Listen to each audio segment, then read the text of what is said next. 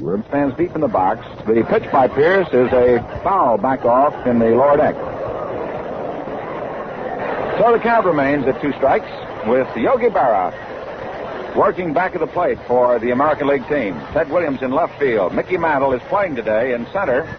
And there was some question as to whether the great center fielder of the Yankees would be able to make it. He's wearing a knee brace which extends from his upper thigh down below the calf of his leg. And he'll be moving. Here's Pierce's delivery, a let-up curve that's just a little high for a ball. 1 ball, 2 strikes. Johnny Temple. The Redlegs uniform with that vest-like top is rather cool. And when Ted Kluszewski gets into the game a little later, I imagine you'll hear some sounds from the fans. The 1-2 delivery, a curveball, throws his bat, misses, and the bat goes down to third base coach. Freddie Hutchinson, strike 3. Billy Pierce records the strikeout, the first of the All-Star game, as Johnny Temple goes down waving.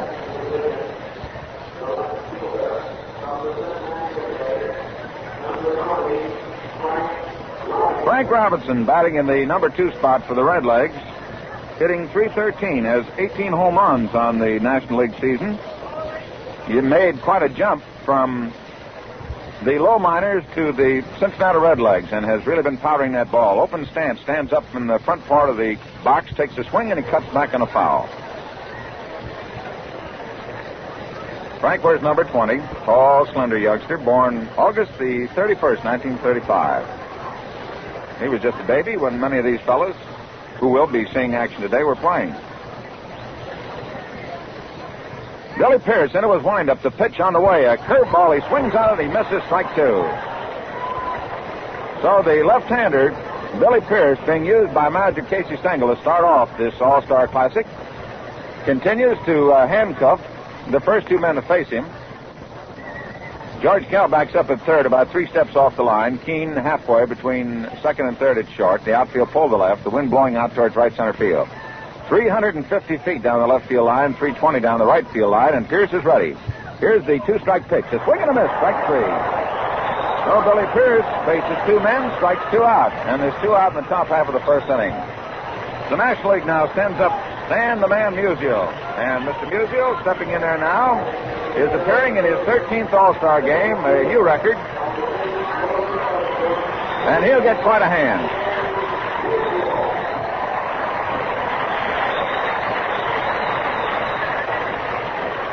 Musial, a left-hand batter, deep in that batter's box, feet close together, hunched up. The pitch by Pierce, a ground ball hit to the left side. Keene to his left has it. The throw to first, out. So Stan Musial bounces out short to first. Harvey Keene to Mickey Vernon. And in the top half of the first inning for the National League, no runs, no hits, no errors, nobody left on, and Billy Pierce strikes out 2 of the first 3 men to face him. And at the end of the first half inning, the score, National League nothing, the American League coming to bat. Harvey Keene steps in there. Harvey representing the American League at shortstop, number 7.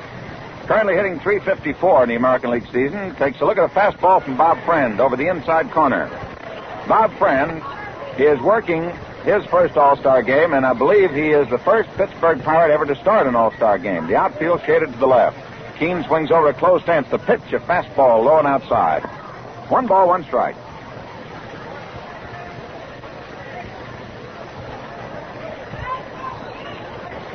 Friend looks in. Ed Bailey from the Cincinnati Redlegs doing the catching. Ken Boyer backed up at third. The pitch to Keene. A curveball. There's a line drive. Speared by Ken Boyer. Boyer goes to his left. Speared that ball. And Harvey Keene goes back to the American League dugout talking about the great play of this youngster. So Keene lines out to Ken Boyer at third. Fine play by the youngster, who moved to his left and dove for the ball and came up with it. The batter now is the left-hand batting Nellie Fox. Stands deep in the box. Swings over a close stance. The pitch by Friend. He swings on this one, pops 1 foul going over near the stands, and over is Boyer. He can't get to it. It's out of play. 1 strike. We're in the last half of the first inning. The All-Star game in Washington. The American League batting with 1 out. Nellie Fox the batter. No score. Friend is ready to pitch on the way. Denelli Fox takes a swing on a fastball outside, strike 2. Friend has an unusual delivery in that he starts in his windup one time, then swings his arm out to the right and around. And it keeps the batter searching for that ball.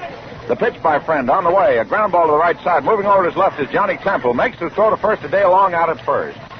So Nellie Fox bounces out second and first. 2 out in the last half of the first inning. And here's Ted Williams.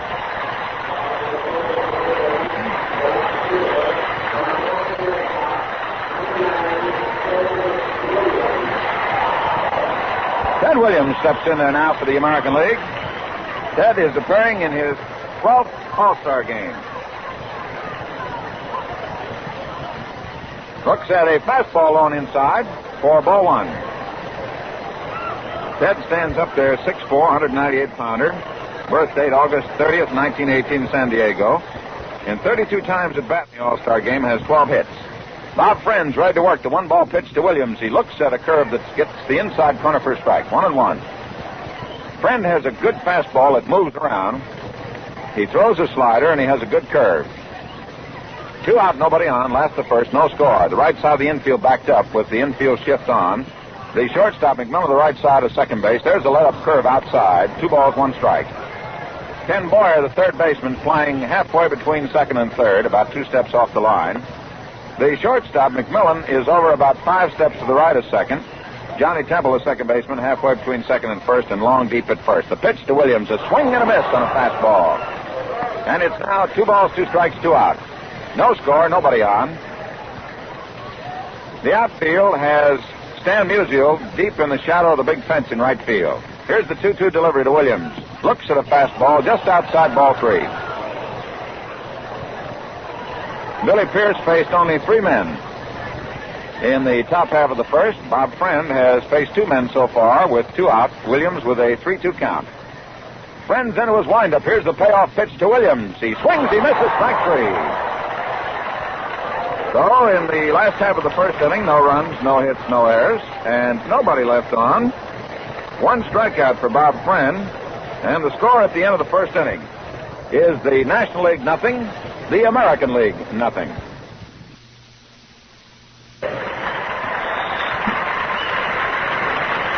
Well, stepping in for the National League is the youngster who made the sensational grab, young Ken Boyer. He's hitting .321, has 20 home runs for the National League.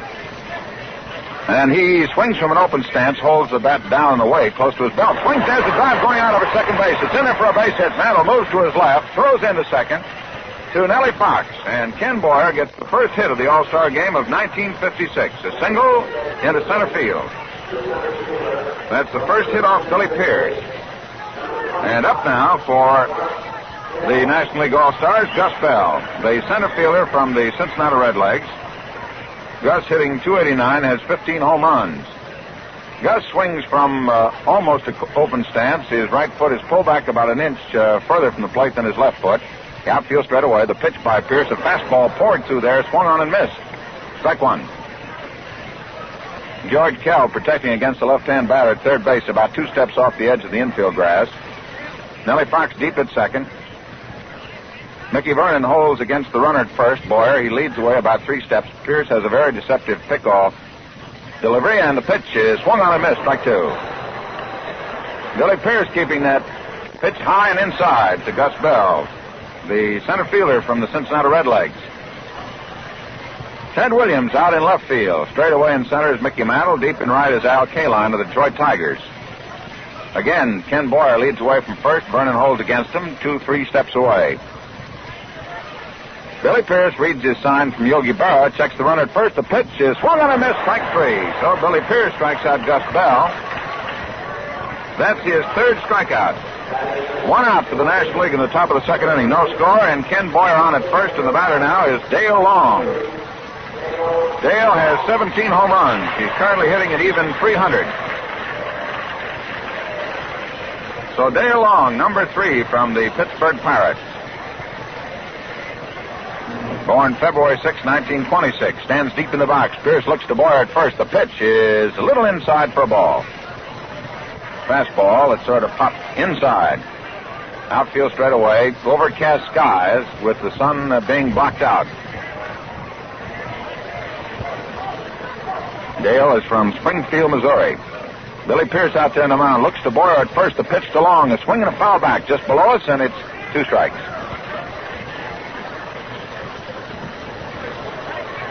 Check that count. 1 ball, 1 strike. 1 out and 1 on.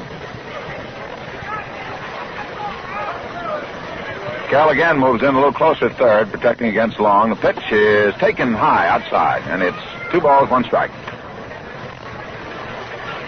National League has on deck Ed Bailey, the fine catcher from Cincinnati, who has a .335 batting average, has 14 home runs.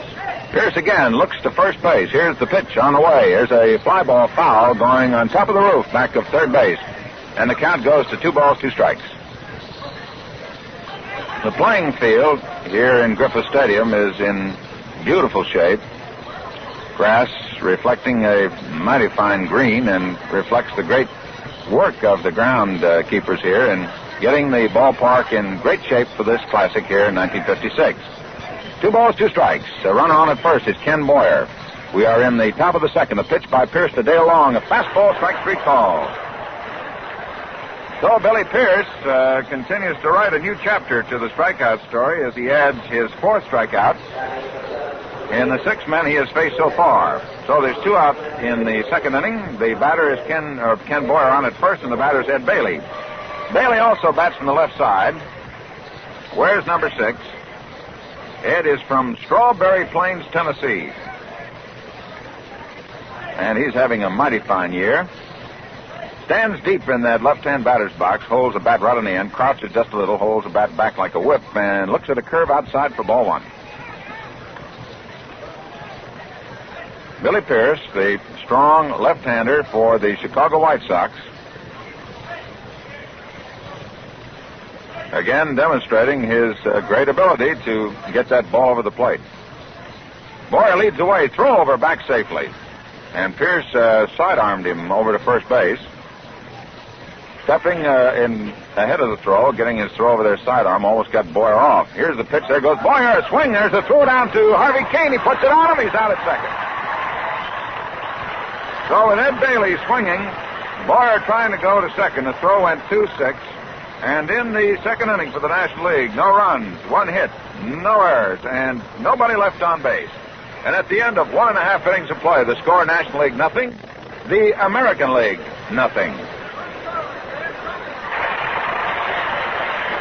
Mantle goes into today's game carrying a .371 batting average in the American League, has 29 home runs. This is his 4th All-Star game. Has takes a big swing and misses on a fastball by Bob Friend for a strike.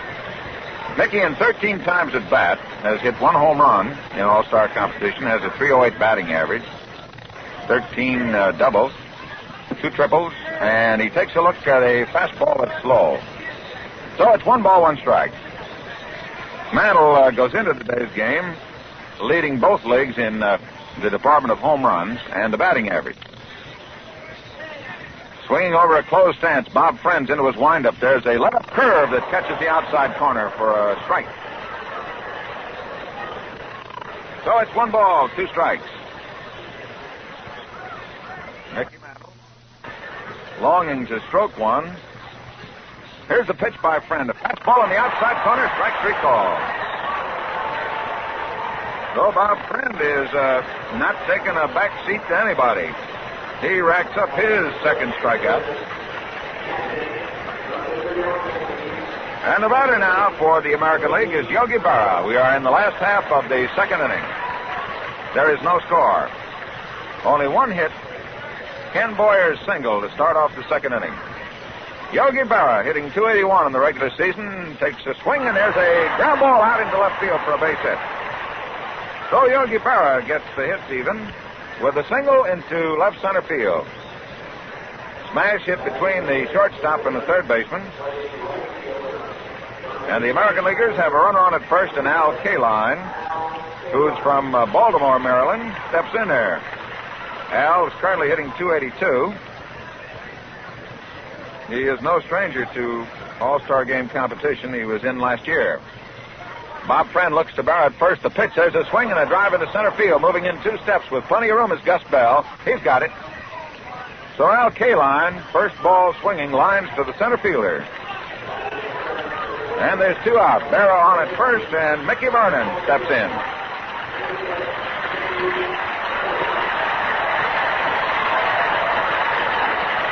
Mickey, a great favorite here in Washington, where he played for so many years.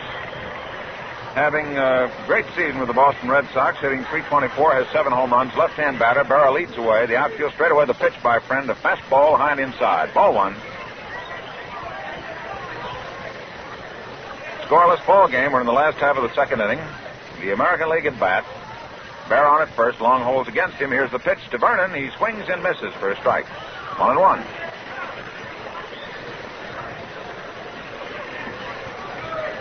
So Bob Friend seems calm, cool, and relaxed out there. Boyer back about 3 steps off the line at third. Friend checks the run at first. There's a swing and a foul coming back on a curveball, and it's 1 ball, 2 strikes. As Mickey Vernon tries to get a hold of that curve and pull it into right field. National League, Stan Musial in right field. Center field is Gus Bell. In left field is Frank Robinson. Backed up at second is Johnny Temple. Long holds against Yogi Berra. The 1-2 throw to first base, back safely. Bob Friend, very quick with that throw over to first. Checks the runner. Here's the pitch.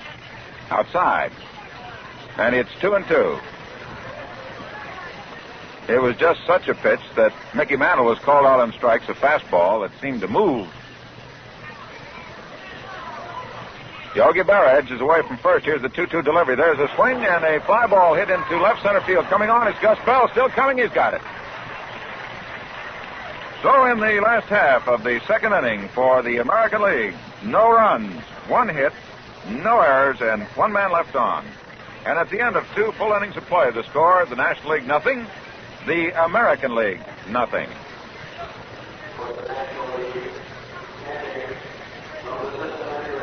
Ed Bailey, who was up to bat in the second inning when Ken Boyer was sent down to second base and thrown out by Yogi Berra, is back in there.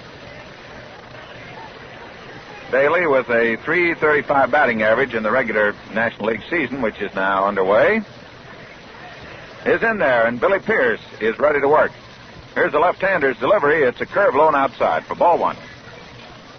George Bertie Tebbets, who competed in 3 All-Star games, is coaching at first base.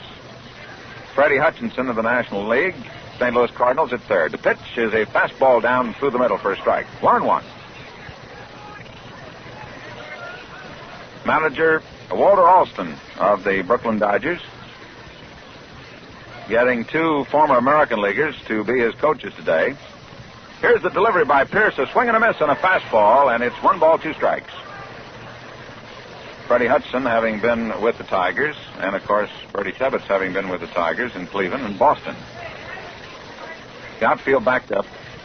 Infield on the right side, deep, with Vernon 2 steps off the edge of the outfield grass. Fox 1 step off the edge at second base. There's a curve outside. Just missed.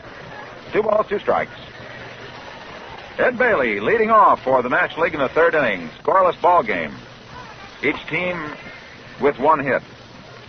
Billy Pierce has struck out 4 of the 6 men to face him.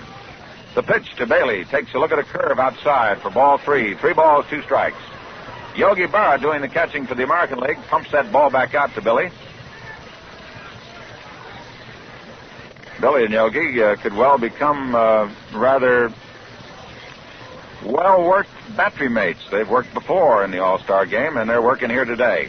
Here's Pierce with a payoff pitch to Bailey. There's a swing and a high fly that will pop right out near the coach's box, and Mickey Vernon moves as the wind brings it over almost fair, but about 2 steps foul. He squeezes it for the out. Ball was popped up, and the breeze, which is blowing in from right field out towards left center, almost brought that ball back into fair territory. So Bailey fouls out to the first baseman, Mickey Vernon. Roy McMillan, the shortstop from the Cincinnati Redlegs, batting in the number 8 spot for the National League, now steps in. Roy is currently hitting .282. He has 2 home runs. Swings over a closed stance, and Billy Pierce delivers high and outside. Ball 1. Mickey Mantle moves over a few steps in left center field. Deep in left is Ted Williams. Kell is about 2 steps off the foul line, even with the bag.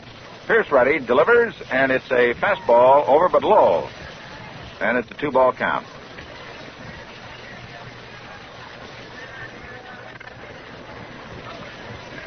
Roy McMillan wears glasses, steps back in there. Pierce is ready with a 2-ball delivery. Outside, ball 3. So this is the first batter that Billy Pierce has faced in which he has run the count to the wrong side of the ball and strike indicator. There is a left-hander working in the American League bullpen, and it looks like Whitey Ford. Here's the pitch by Billy Pierce, a fastball strike. 3 balls, 1 strike. So Casey Stengel may well go with his promise of using 3 left-handers in a row against the power-laden National Leaguers. The 3-1 pitch. Swung on, foul back, and the count runs to 3-2. Hitting off the facing up above the press box. While we wait for a new ball, let's pause 10 seconds for station identification. This is Mutual, the radio network for all America. WGN Radio, Chicago, serving the Middle West.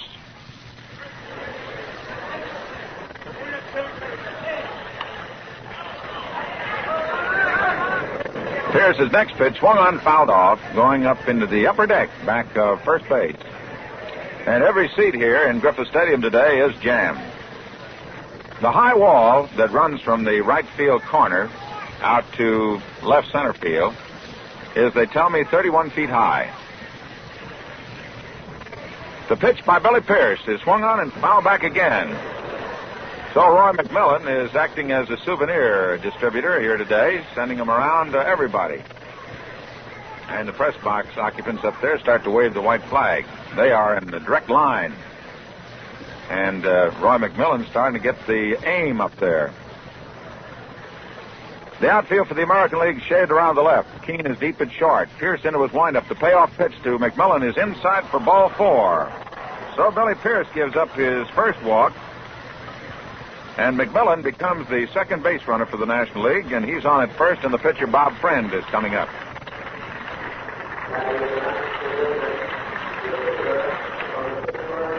So here comes Bob Friend, stepping up there to see what he can do against Billy Pierce. Bob is well thought of as a hitter by his manager, Bobby Bragan, over at Pittsburgh. He bats from the right side, wears number 19. Pierce now will pitch from the stretch with McMillan on at first. Vernon holds against McMillan. He leads away. The pitch coming. There's a attempted bunt, foul. So Friend apparently displays the strategy of manager Walt Alston to move the runner to second as he tries to bunt it. George Kell now moves in a few steps closer at third base, about 1 or 2 steps off the edge of the infield grass. The outfield straight away. Nellie Fox and Harvey Keene getting their signal set. McMillan again edges away. Vernon holding against the run of the pitch on the way. There's the bunt out in front of the plate.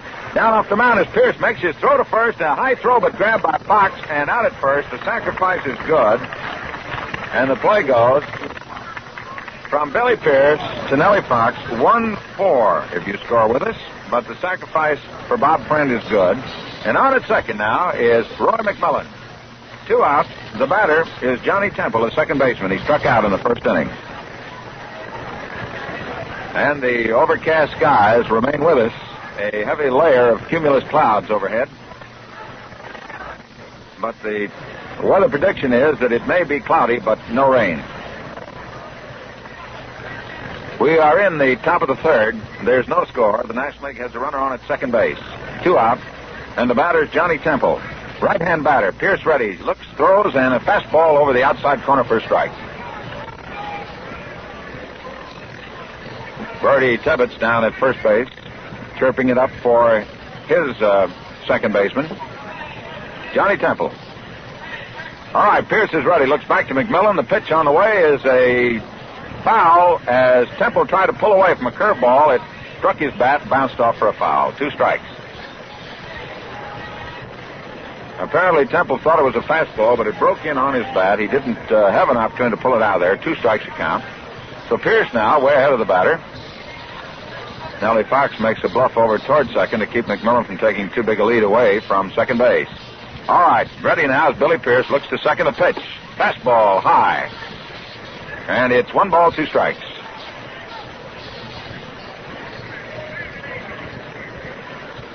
One and two.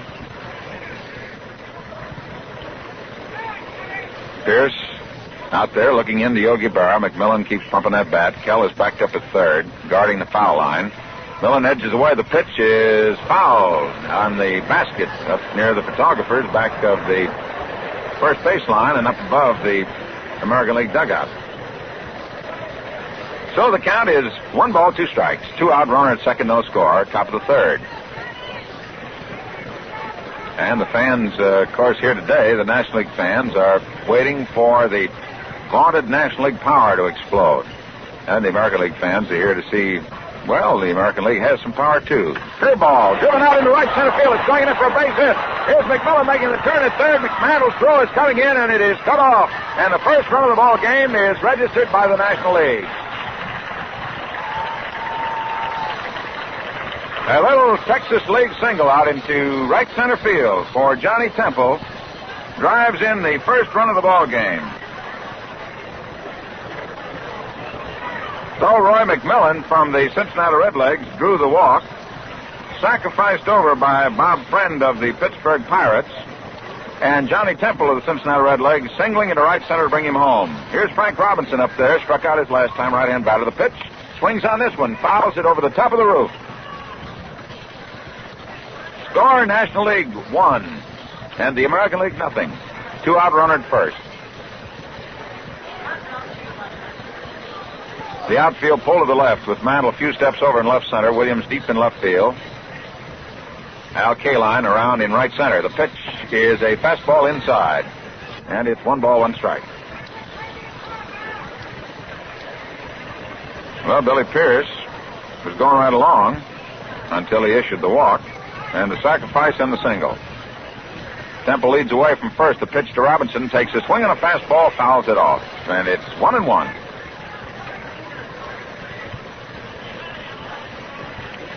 Well, the way these 2-ball clubs are built, and with the great managers they both have in Walt Alston of the National League and Casey Stengel of the American League, it is reasonable to assume that today's game may certainly go as long as last year's battle up in Milwaukee, which was won in the 12th inning by Stan the Man with the big swing. So it's 1 ball, 2 strikes. The runner at first leads away. There's a swing and a miss for strike 3. That's all for Frank Robinson and the National League. In the 3rd inning, they pick up 1 run from 1 hit, no errors, and 1 man left on. So at the end of 2.5 innings of play, the score is the National League 1, the American League nothing. Say, if you think firemen are the fastest dressers in the world, you ought to see these ball players after a game. Boy, they're in and out of that locker room in nothing flat, especially when they've got a tight schedule. That's one reason most of them use the Gillette Super Speed Razor, and why so many have switched to those instant lather shaving creams. They tell me that 1 out of 4 men who use shaving cream go for instant lathers, and I believe the percentage is higher among ball players. Instant lathers have it for men in a hurry, and you can say that again for Gillette Foamy. Touch the nozzle, there's your cream. Rich, full of moisture, just spread it on your face and shave. There's speed for you, and you can't beat it for convenience. A lot of men say there's just nothing like Gillette Foamy for comfort, too, and with it you get an important extra. That's K34, an exclusive antiseptic that destroys harmful bacteria on your face. If you're an instant lather man, this is for you. And if you haven't used instant lather, Foamy is sure worth a trial. 79 cents gets you a 3-month supply. How can you lose? Moving into the last half of the 3rd inning, for the American League, George Kell. The 5 strikeouts by Billy Pierce misses by 1 the record of 6 in an all-star game held by Carl Hubble, Vandermeer, and Jensen. So I thought we might pass that along to you folks. George Kell is in there. The first pitch from Bob Friend is low and outside for a ball. Kell swings over a close stance, wearing the Baltimore uniform, which has orange and black socks. Friend with a big kick and the fastball. It's a little outside. Ball 2. And we're going to have our first pinch hitter of the ball game since Billy Pierce worked his 3 innings. We will have a pinch hitter for Pierce, and it looks like Harry Simpson of the Kansas City A's. There's a swing and a drive deep in the left field. Going back is Frank Robinson near the fence, reaches up and he grabs it. Line drive off the bat of George Kell. Frank Robinson backed up about 360 feet away, reached up over the top of the 6.5-foot fence and snared it. So Kell lines to Robinson in left field. Harry Simpson of the Kansas City Athletics will now bat for Billy Pierce. Simpson has a .304 batting average. He has 61 RBIs. He has 12 home runs. Swings over a very close stance. Friend delivers. There's a swing and a miss for a strike. Harry started out in San Diego, played with Cleveland, now with Kansas City, and since he switched to glasses, has really found himself. The pitch by Friend is a fastball on the outside corner for a strike. Mr. Friend is very deceptive. He really pumps that ball through there. Here's the pitch. Swing, and the pitch is dropped. Bailey makes the throw down to first. So it's a strikeout for Bob Friend on Harry Simpson. Warren Spahn is starting to loosen up in the National League bullpen. So Simpson batting for Billy Pierce, strikes out. And for Bob Friend, that is his third strikeout. And the assist, of course, the play going 2-3 with Bailey throwing to the first baseman. Harvey Keene, a ground ball to the left side, going through, out into left field for a base hit. Keene wrapping a curveball between the third baseman Boyer and the shortstop McMillan, getting a base hit. That's the second hit of the game for the American League. And the batter now is Nellie Fox. Nellie, pound for pound, is one of the great competitors in American sports. And his little blooper just a few years ago over in Cleveland, in the presence of the big swinging men, was the deciding blow of the ball game. In close at third is Boyer. Nellie, who's a great bunter, chokes up a little on the bat. The pitch by Friend is a fastball high and outside for a ball. Harvey Keene on at first. The score is National League 1, the American League nothing. We're in the last half of the third inning. 2 out. 1 ball to count. Outfield straight away. Keene leads away. The pitch, there's a swing and a slashed foul going up into the upper deck back of third.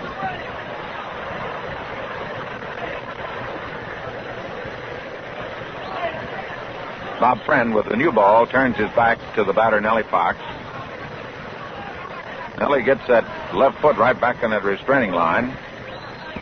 Keeps pumping that bat. Friend looks to Keene at first. The pitch to Fox. There's a swing and a ground ball hit through the opposite side to the left field line, and it is a base hit.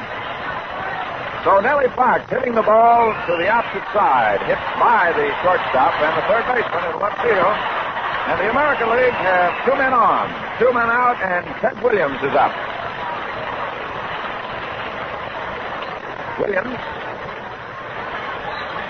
is certainly enjoying a great year, and has always been one of the fine examples to the youngsters of America, and it is only apropos that Ted should have been chosen and accepted to be the leader of the Jimmy Fund in Boston this year. The outfield pull to the right side of the infield deep, and the infield shift is on for Williams. A curveball for a strike. The shortstop is on the right side of second base. The second baseman halfway between second and first, and Long is about 4 steps off the foul line, deep at first. Keene on at second. Nellie Fox on at first. The batter's Ted Williams. 1 strike to pitch. A curveball. Let up curve is way outside. 1-1. Williams in batting practice stroked a couple over that high fence out in right center field. Wears the shin guard, a short job about 10 inches on his right leg to keep from fouling the ball off his foot. All right, Boyer is over near third. A fastball outside. So it's 2 balls, 1 strike. The batter, Ted Williams. The National League, with the infield shift on, vacates practically the entire area that the shortstop covers from halfway between second and third towards second base, with Boyer shaded over near the hole at short. Here's a swing and a foul by Williams, and it's now 2-2. They invite Williams to hit to the left side. All 3 infielders on the right side are on the edge of the outfield grass. And out in right field, Stan Musial is practically up against the wall. Bob Friend is ready. Here's the pitch to Williams. He swings the ground ball to the right side. Dale Long in for it. He waves off the pitch. He steps on first, and the side is retired. So Williams grounds out to the first baseman in the third inning for the American League. No runs, 2 hits, no errors, and 2 men left on. And at the end of the third inning, the score is the National League 1, the American League nothing. Whitey Ford is now coming on to do the pitching for the American League as the National Leaguers wait with Stan Musial standing over near the on-deck circle for the National League as Whitey, the left-hander from the New York Yankees, moves in. So Casey Stengel is certainly going with his prescribed pattern of throwing at least 2 left-handers against the National Leaguers. Billy Pierce worked 3 innings, gave up 1 run. He was charged with 2 hits. He walked only 1 batter, who came back to haunt him, and he struck out a total of 5. Pierce got Robinson twice. He struck out Temple once. He got Bell and Long. And outside of the base on balls and the single by Johnny Temple, he had almost a perfect performance. Whitey Ford now steps in there. Whitey from the New York Yankees has been in 17 games in the American League so far this year, worked 118 innings. He has given up 106 hits, walked 43, struck out 65. He has won 10 while losing 4, and has a fine earned run average of 2.44. So Whitey Ford will take over for the American Leaguers as we move into the top of the 4th inning, and Stan Musial comes up. Musial bounced out short to first his first time up. Yesterday, Stan was honored as the Player of the Decade. Stan the Man. Got the nickname from the Brooklyn fans who became a little tired of seeing the great Musial constantly defeat their team, and they kept referring to him as, "There's that man." Stan's in there. Whitey Ford's ready. Here's the pitch, and it's a curve outside and low for ball 1. The American Leaguers have Ted Williams in left field, Mantle in center, Al Kaline in right, Cal at third, Keene at short, Fox at second, and Mickey Verne at first. Here's Ford's next delivery to Musial, a curve that catches the outside corner for a strike. So it's 1 ball, 1 strike.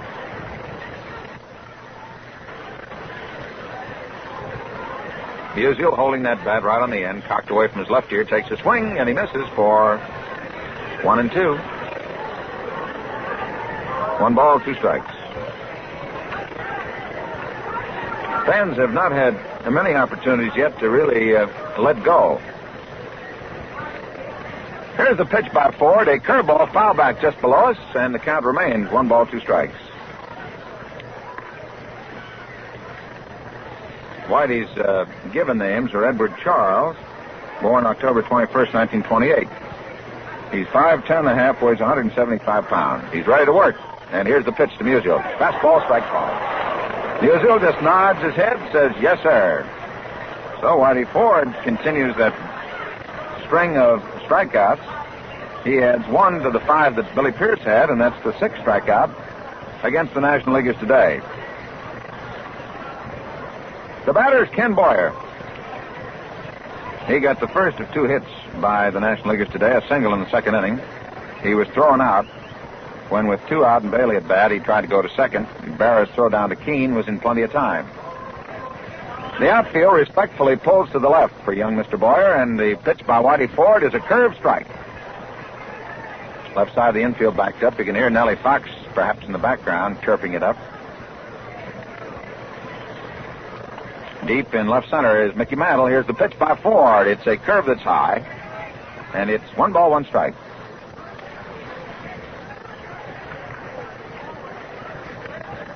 Ford is appearing in his 3rd All-Star game. He's ready to work. The 1-1 delivery is a ground ball to the left side. Keene moves to his left, can't quite get to it, and it rolls out into left field for a base hit. Harvey Keene is playing despite some pulled ligaments in his right foot. And Harvey says they'd have to carry me out there on a stretcher to keep me from playing in this game today. We're going to have a pinch hitter for the National League. Willie Mays being sent up for Gus Bell. So Willie Mays comes on to bat for Gus Bell here in the fourth inning. Willie is currently hitting .288. He has 13 home runs. He swings from an open stance. His right foot right back in a restraining line, left foot pointed down towards the shortstop. The outfield pull to left. Ford looks to Boyer at first. He goes to first with a throw and safe at first. Whitey has had great success this year picking runners off at first. Boyer edges away. Again he goes to first and back safely.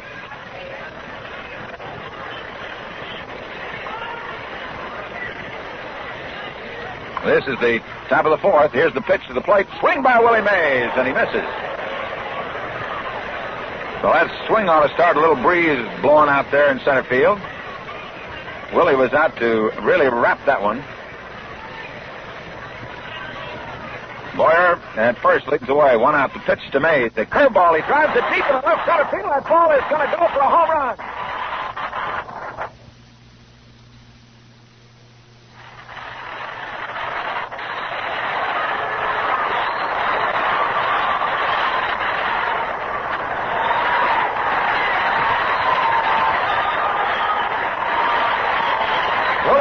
Has just put the National League ahead 3-1 with a drive into the left center field bleachers. Well over the 360-foot fence. It must have gone up about 50 feet. Willie gave it a good ride. There now for the National League is Dale Long, the first baseman, nobody on, one out, looks at a fastball. It's a little outside for ball one. And you can hear the buzzing now as the explosion of the power of the National League begins to show itself. The pitch. Check swing, but too late, and a strike.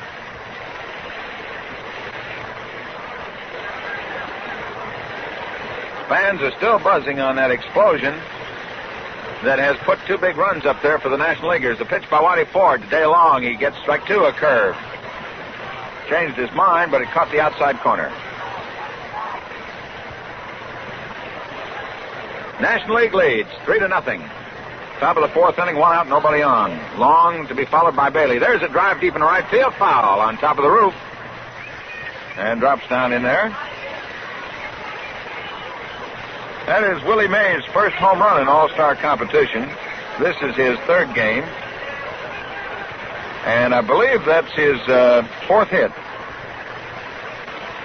He was batting .600. There's a swing and a miss for strike three. Dale Long goes down swinging. Second strikeout for Whitey Ford, the seventh against the National Leaguers today.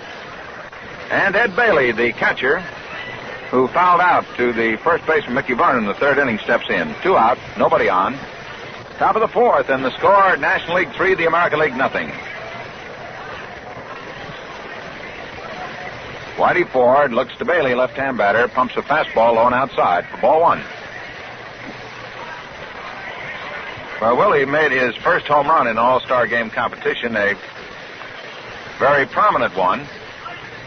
Ford is ready. The one-ball pitch outside. Curveball, ball two. So it's 2-0.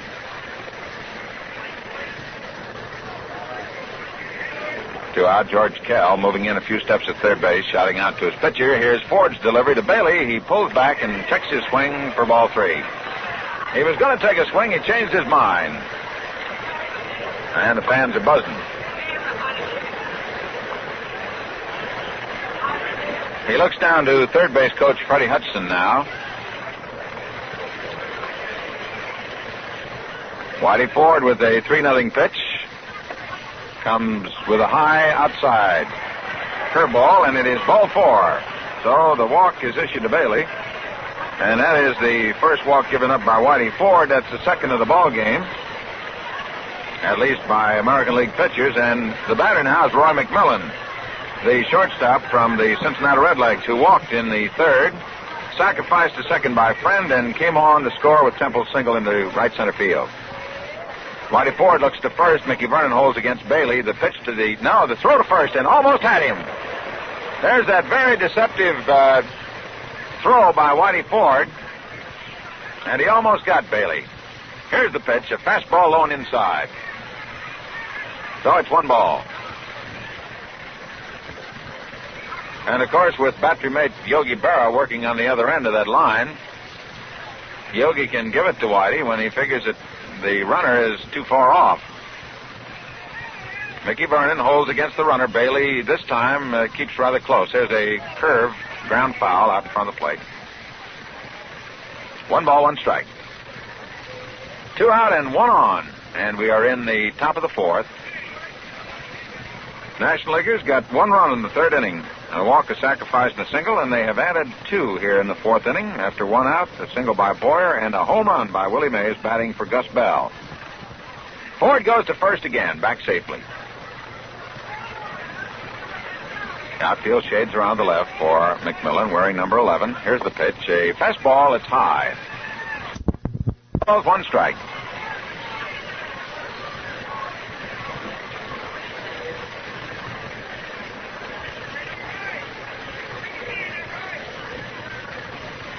Next offering outside, and it is 3-1 with 2 out.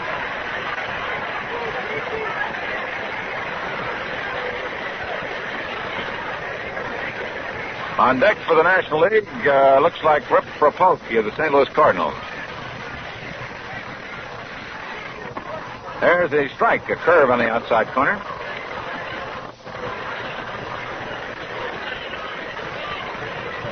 So the count is 3 balls, 2 strikes, 2 out, 1 on. And this will be a rather big pitch.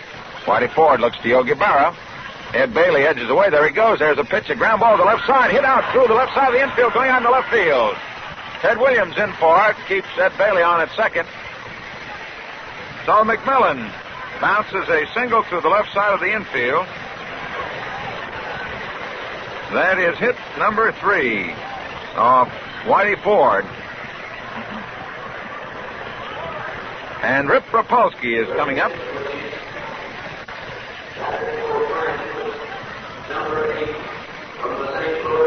Rip Rapolsky is going to bat for the pitcher, Bob Friend. Jim Wilson is working in the American League bullpen, a right-hander. Rapolsky with an open stance holds the bat right on the end. A pitch by Whitey Ford, a fastball right down the middle for strike 1. Bailey on at second, McMillan on at first. National League is leading 3-0. The pitch by Whitey Ford is swung on, and a foul hit on top of the roof out into right field. Hits the edge of the roof and will come down into the stands. So the count is 2 strikes.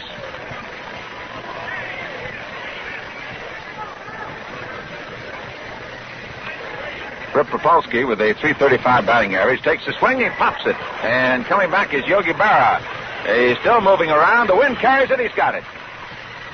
So Rapolsky fouls out to Yogi Berra, and in the 4th inning for the National League, 2 runs on 1, 2, 3 hits.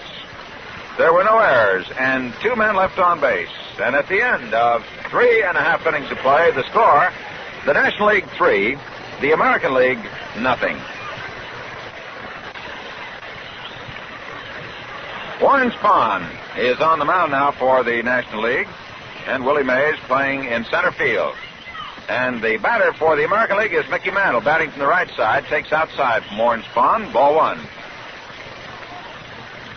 Warren from the National League Milwaukee Braves into his windup, and the pitch on the way to Mickey Mantle takes a swing and he misses for a strike. 1-1.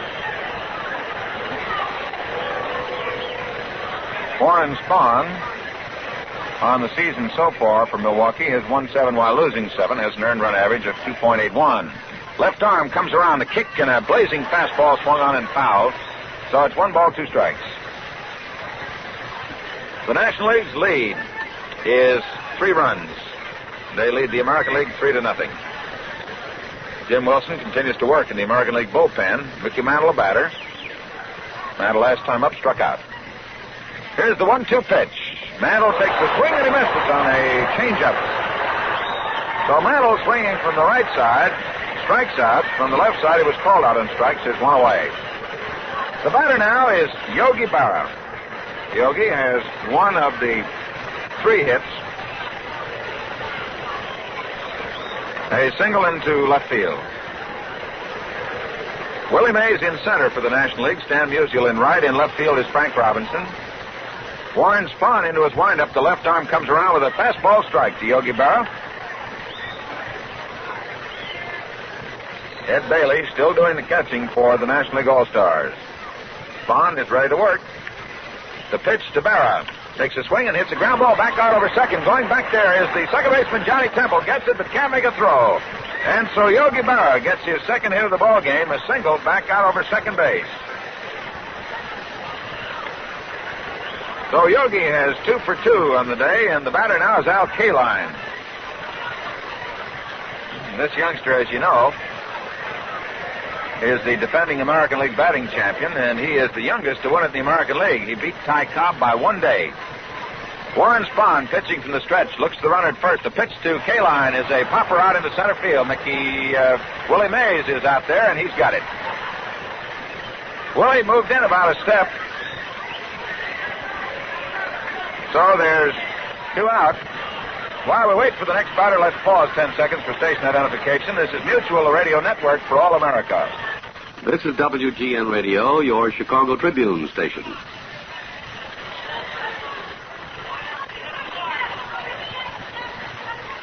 The pitch by Warren Spahn, low and outside to Mickey Vernon for ball 1. McKee fly to center field his last time up. Runner on at first is Yogi Berra. The American League down 3 runs in the last half of the 4th inning. 2 out, Spahn's ready to kick and to throw, and it's a foul back by Vernon.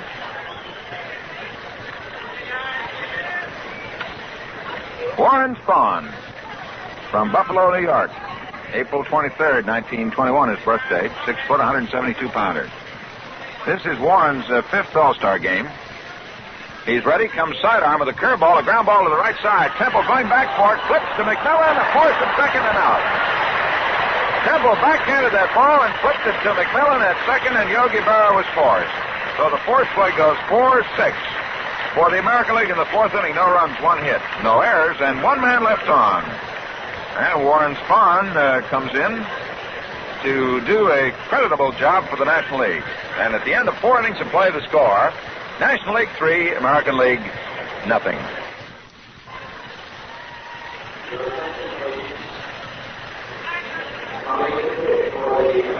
We move now into the top half of the 5th inning. And we're going to have a new pitcher for the American League. Whitey Ford worked only 1 inning, and he gave up 2 runs on 3 hits. He walked 1, and he struck out 2. Billy Pierce, who started, worked 3 innings for the American League, gave up 1 run on 2 hits, walked 1, struck out 5. So the veteran right-hander, who should be well acquainted with most of the National League batters, coming on from the Chicago White Sox pitching staff, Jim Wilson.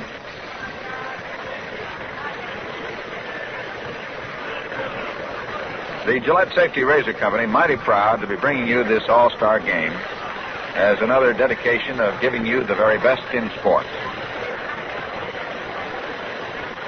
Jim Wilson now gets together with Yogi Berra out on the pitcher's mound to get straightened away on their signs. And waiting to see what's going to happen is Johnny Temple, who will be the first man up here in the top of the 5th inning.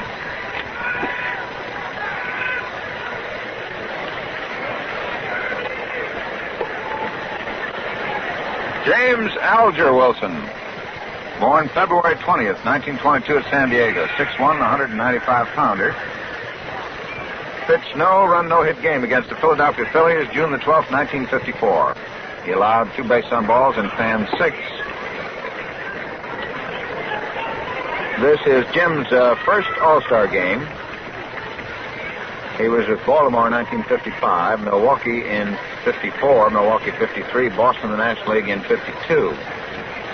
So Jim Wilson, number 30, a right-hander, and the first right-hander to be used today by the American League, comes in, and the first batter he'll face will be Johnny Temple, who swings from the right side. Temple had 1 hit in 2 times at bat against Billy Pierce.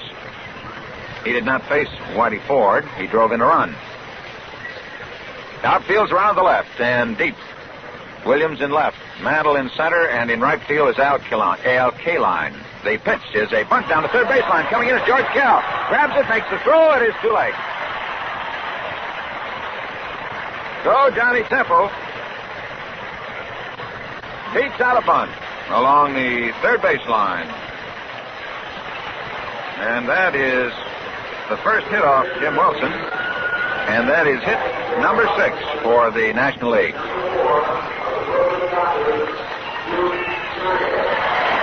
Duke Snyder is coming up to bat for Frank Robinson.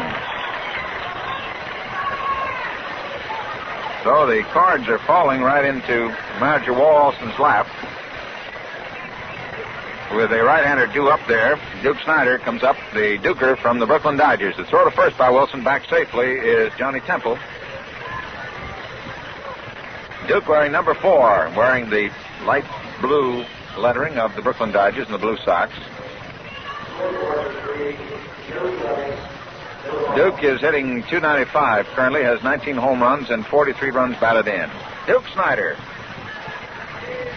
There's a pitch by Wilson, low and inside, a curveball. And it's ball 1.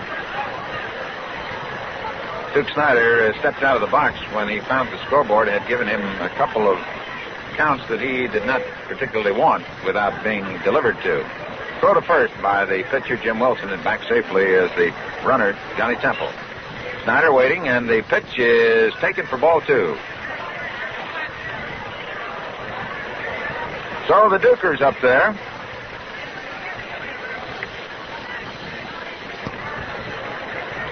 2 balls. They count. Wilson again takes his stretch, looks to first, delivers a swing and a miss. And Snyder was trying to slap that ball deep in the right field. The outfield is deep. The wind now has shifted a little bit. It's blowing from left to right. From left field to right field. In close at third is George Kell, about 2 steps off the edge of the infield grass. Keene is shaded over near second, and Fox is halfway between second and first. Mantle deep in right center. The runner at first leads away. Here's the 2-1 pitch to Snyder. Fastball, strike 2 on the outside corner, just below the belt. This is Duke's 6th All-Star game. 7 times at bat, has 3 hits. .429 average. Throw to first, back safely. Jim Wilson trying to keep Johnny Temple rather close with nobody out. And Snyder batting here in the top of the 5th inning. National League leads 3-0. The pitch.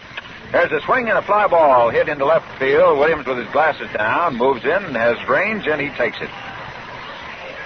So Duke Snyder flies to Ted Williams in short left field.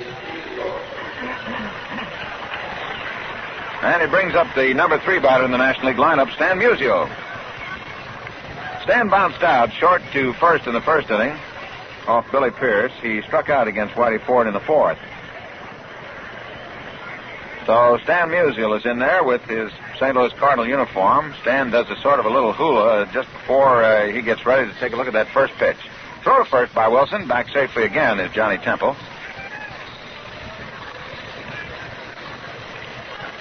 Musial hunched over.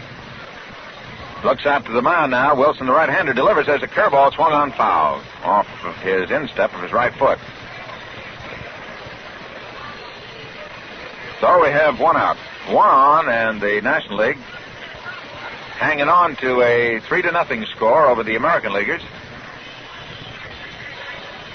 National Leaguers have won 5 out of the last 6 All-Star games played. The American League holds the overall percentage with the 13 victories and 9 defeats. Wilson's ready again. Looks the runner at first. The throw to first, back safely. So Jim Wilson is taking no chances on Johnny Temple moving off. Again, Temple leads away. Wilson, the right-hander, looks to first. The pitch to Musial. A ground ball. Glove by Wilson. Bounces off his glove. He recovers, makes the throw out at first. Musial drilled one right back at the mound. Wilson knocked it down with his glove, bounced off, and bounced halfway back to the mound. Wilson down off the mound, recovered in time to throw. Musial out at first base. There's no sacrifice in that play. It goes 1-3. There's 2 out. The National League has a runner on at second with Temple moving to second base. Who has 2 for 2. Ken had a single in the 2nd inning. And he singled in the 4th and rode home on Willie Mays' home run.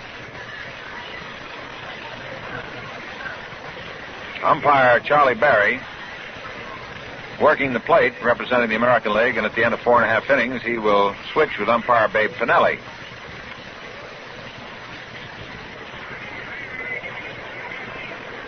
Ed Hurley of the American League at second, Artie Gore of the National League at first.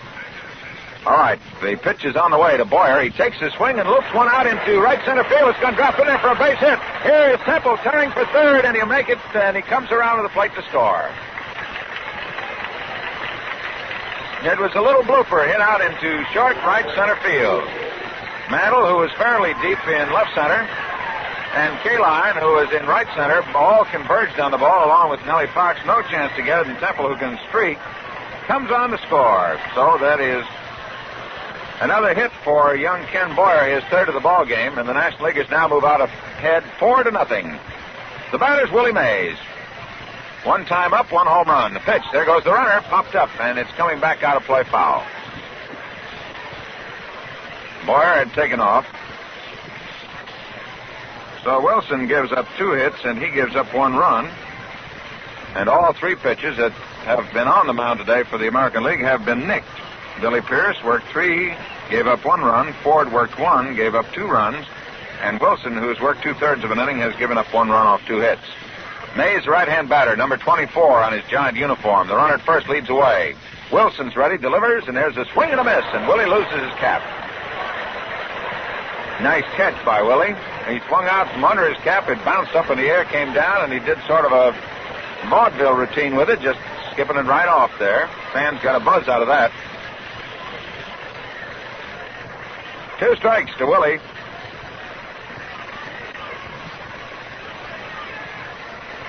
Two out.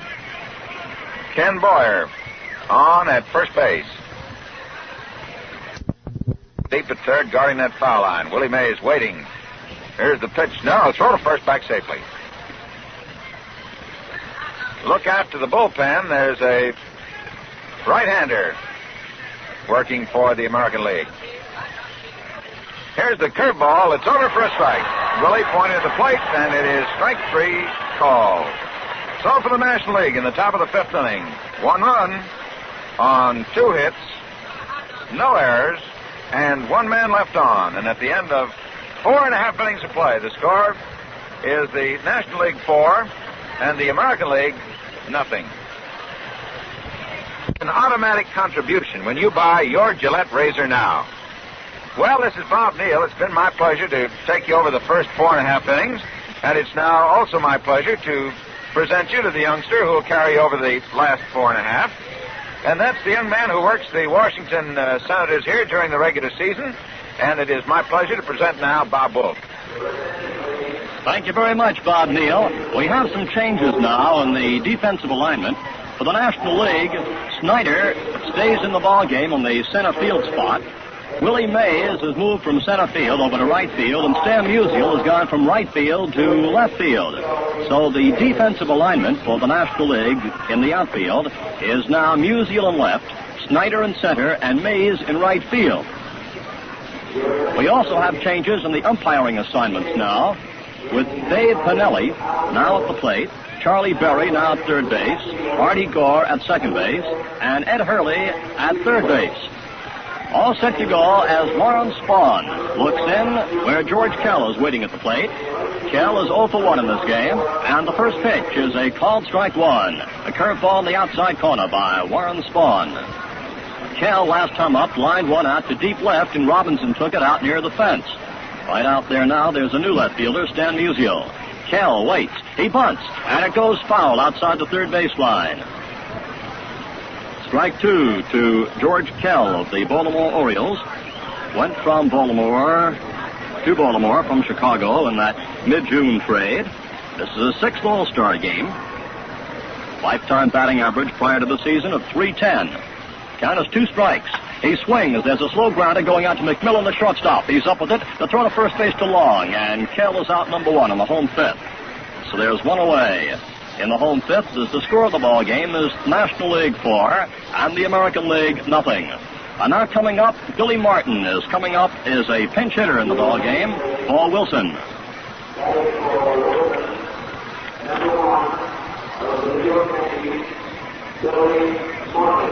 Billy Martin of the New York Yankees, in his first All-Star game, a right-handed batter, 28 years old, been a great clutch hitter for the Yankees, steps in, and the first pitch is over on a curve for a called strike to Billy Martin. Going into the All-Star game, Martin is batting .270 for New York, with 4 homers and 23 runs batted in. He wears number 1 on his uniform. Strike 1 the count, the left-hander ready.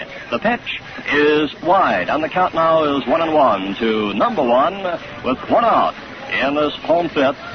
Billy Martin, the batter. They're playing him around slightly toward left. Jam-packed crowd watching the ball game this afternoon. Spawn's pitch, a fastball, which is over at the knees for a called strike 2. And Martin steps out just a bit, smooths the dirt, now decides to pick some up, get a bit of grip on that bat. It's a warm, humid afternoon here in the nation's capital. Good old-fashioned baseball weather. 2 strikes and a ball to count. Martin grips that bat right down at the end. Here comes Spawn's pitch. It's a ground ball going out to McMillan. The shortstop up with it. Over to first base to Long, and they're 2 away in identical fashion from short to first. 2 outs in the home fifth as Harvey Keene, who is lined out to Ken Boyer, who made a terrific play back in the first inning, and since has singled to left field, comes up for the 3rd time. Harvey Keene stepping in. Wears number 7 in his uniform. He's playing, as Bob told you, despite that bad leg. He takes a called strike. Hobbles just a bit when he runs defensively, but of course he has that great eye at the plate, and he wanted to be in this game come what may. This is his 4th All-Star game. Husky right-handed batter. The pitch, a change-up, and there's a ground ball. Boyer dives for it, comes up with the ball in the hop, throws to first for the out. Ken Boyer with 2 exhilarating plays this afternoon. Now with a hard hit ball inside of third. Boyer took a headlong dive, speared it on the hop, threw to first base, and Keene is out to retire the side. 3 up and 3 down in the home fifth. And the score of the ball games after 5 innings of play. The National League 4, the American League, nothing. I'd give a lot right now for a shower and a shave, and make mine a Gillette shave with plenty of hot water, a good lather, a fresh blade. That's the way to cool off and get a pickup that carries you through the rest of the day. If you're not onto this one, get yourself a Gillette Super Speed Razor, a one that's made to match your skin and beard. There are 3 types, light, regular, and heavy, with varying edge exposure, edge angle, and weight. Drop into a nearby store and get yourself fitted to the Gillette Super Speed Razor that has what it takes for you. Well, that buzz you hear from the crowd is a big muscle man coming up to the plate, Ted Kluszewski. As you know, Ted has that uniform cut off so you can see those big arms coming out, and those muscles just bulging, and there's no doubt about it. When a pitcher looks in there, he has to know that he's facing a menacing person at the plate. And there'll be a new pitcher in, too, to take over in the mound right now. Tom Brewer is just making the walk-in. He'll be the 4th pitcher for the American League. Coming in here in the 6th inning of the ball game. So big Ted Kluszewski steps up. Yogi Berra's gone out to the mound. Talk things over.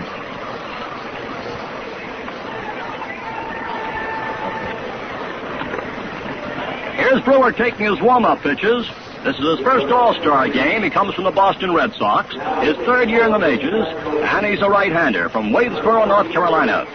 He has 11 wins and 3 losses going into the All-Star game today. 24 years old, he's 6'1", 175 pounds. Last season showed tremendous pitching potential. He was 0-6 when the year started and 11-10 when it came to a conclusion. Tom Brewer, right-hander from the Boston Red Sox. And here's the announcement putting Big Ted in the lineup right now, batting for Dale Long.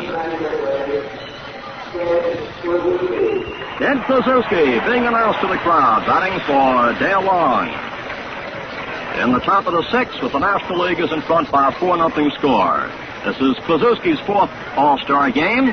He's had an All-Star average of .417 and 12 at-bats. His 10th year in the majors, comes from Argo, Illinois.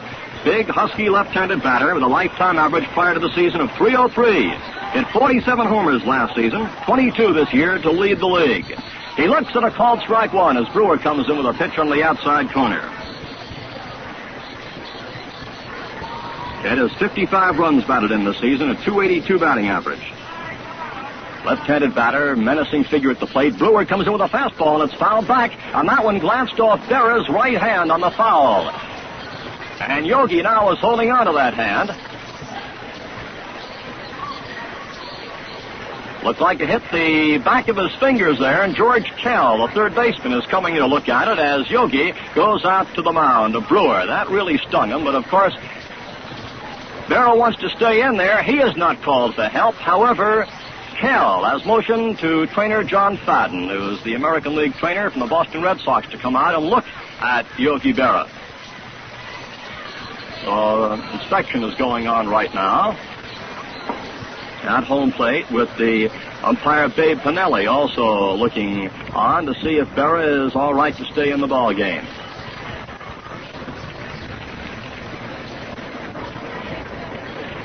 Trainer Fadden of the Boston Red Sox asking Berra, who says he's all right, and Yogi stays in there as the trainer goes back to the dugout off on the right-hand side. So Big Ted Kluszewski resumes his spot in the batter's box. They're playing him very deep. K-line in right is about 10 feet from that right field fence. 320 down the line, a big, tall, 31-foot wall. Here's the windup now. 2 strikes the count. Brewer's pitch is swung on. It's a grounder going foul outside of first base. And over to Bertie Tebbetts, who is in the first base coach's box there. Last season, Kluszewski had 113 runs batted in and 192 hits to lead his league in that department. The past 5 seasons, he's led the National League in fielding for first baseman. Big, husky guy who also used to play football back at Indiana University. He waits with a count of strike 2. Brewer's pitch is a curve which is wide, almost gets by Berra, who's to reach out for it on the left. It's now 2 strikes, ball 1. National League 4, the American League nothing. Here at Griffith Stadium this afternoon in the nation's capital. Kluszewski leading off here in the 6th inning. There's nobody out. Bailey is on deck.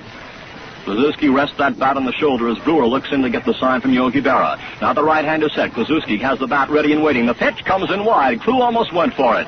And the count now is 2-2 to Big Ted. There have been 7 hits so far for the National Leaguers. The American Leaguers have had 4. National League has done all the scoring with 1 homer so far, a 2-run homer by Willie Mays. Kluszewski sends a fly ball near the left field line. Williams giving it a run. It lands in the left field corner, goes up against the bullpen fence in deep left field. Kluszewski goes in a second standing up. For the outfield, pulled around for Kluszewski. He hit to the opposite field, a long fly ball inside the left field line, rolled into the left field corner up against that bullpen enclosure for a 2-bagger.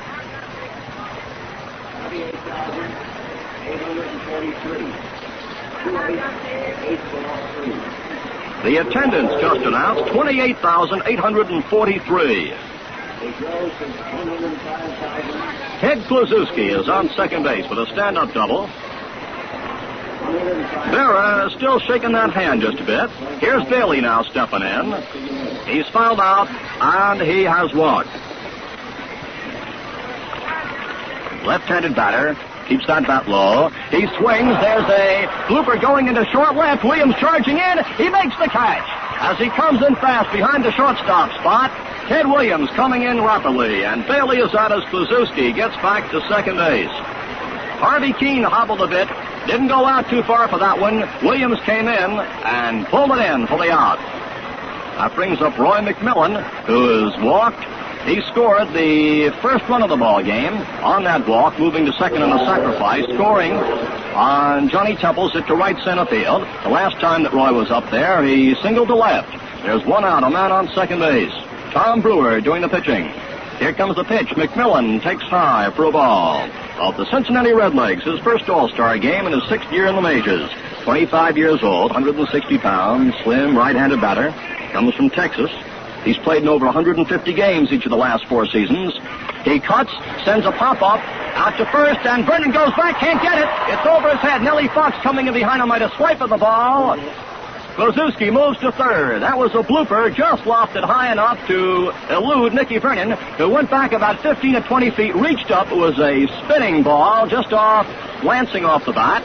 Nellie Fox gave it a try, coming behind Vernon, but it fell in there, and that is hit number 2 for McMillan, who has had a perfect afternoon so far. with a walk and 2 base hits. Warren Spahn steps in now. Out in the bullpen, Herb Score is now warming up. Warren Spahn bats left-handed. On third is Kluszewski. On first is McMillan. There's one away. Infield double play depth. Here comes the pitch. And it's a curve for a called strike to Warren Spahn. The outfield playing just slightly around toward right. Not very much.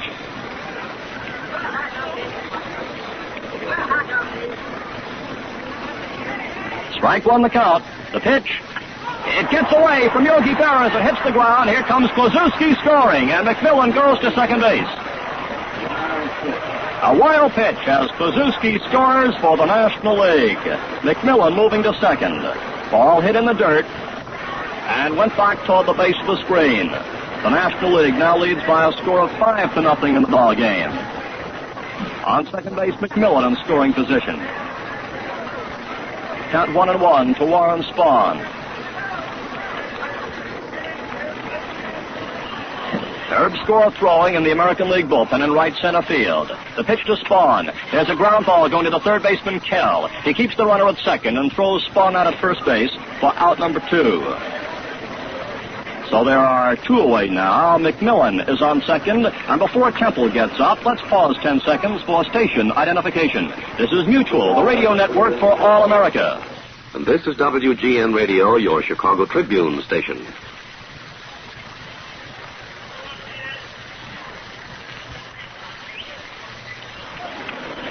Johnny Temple, right-handed batter, who is 2 for 3 this afternoon, steps in. The pitch from Brewer is over the outside corner for a called strike one. This is Temple's first All-Star game. Plays for Cincinnati in his 5th year in the majors.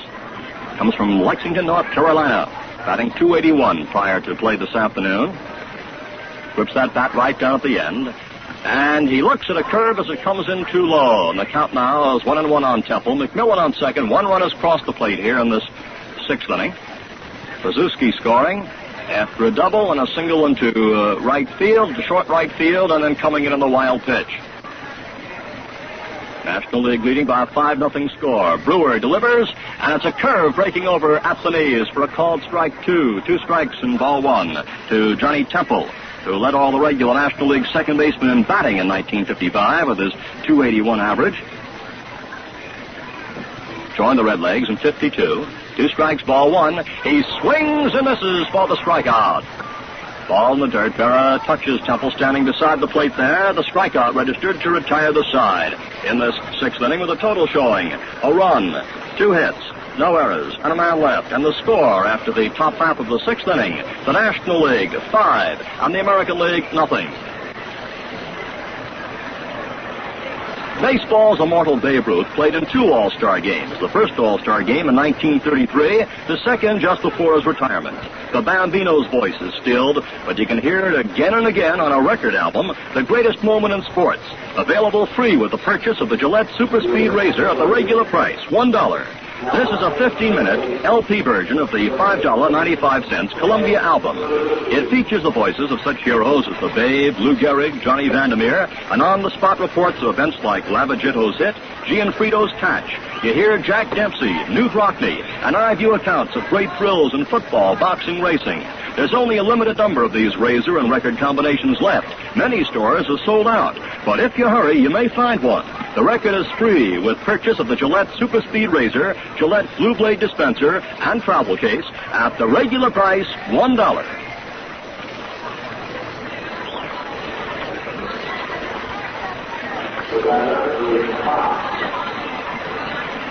Ted Kluszewski stays in the ballgame, takes over at first base as we move into the home 6th. And Nellie Fox now steps in. He is 1 for 2 this afternoon. Warren Spahn is on the mound. Nellie Fox of Chicago, left-handed batter, swings. There's a liner going to left center field. It drops in there for a base hit. Fielded by Duke Snyder. He throws into second base. And Nellie Fox is on first base with a single. Ed Williams coming up, and you can hear that crowd in the background, playing in his 12th All-Star game.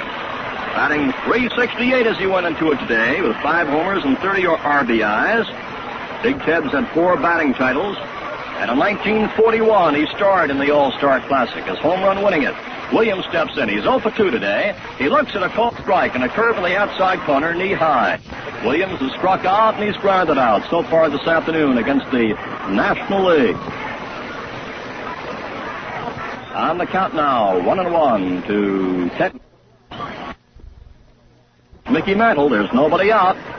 American League with a man on first base, trailing by a 5-0 score in the home sixth. Here's the pitch, and it drops low. Little spin on that one as it came in. Count now is 2 balls and a strike.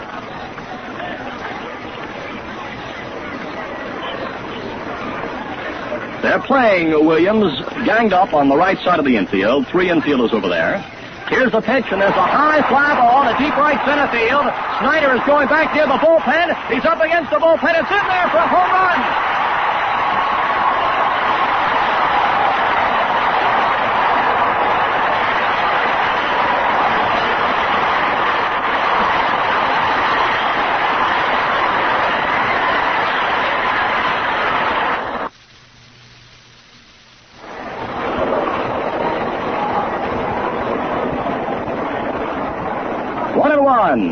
And the pitch comes in wide to Mickey Mantle. Count now is 2 balls, strike 1. Mickey Mantle in his 5th All-Star game. Switch hitter batting right-handed against southpaw Warren Spahn. 2 balls and a strike. Here comes the pitch. And it's a swing and a miss as Spahn changed speeds on him that time, 2-2. Ted Williams, swatting one approximately 420 feet from the plate. Into the bullpen on the fly, scoring Ellie Fox in front of him. Here's the pitch, and there's a foul in the dirt behind home plate.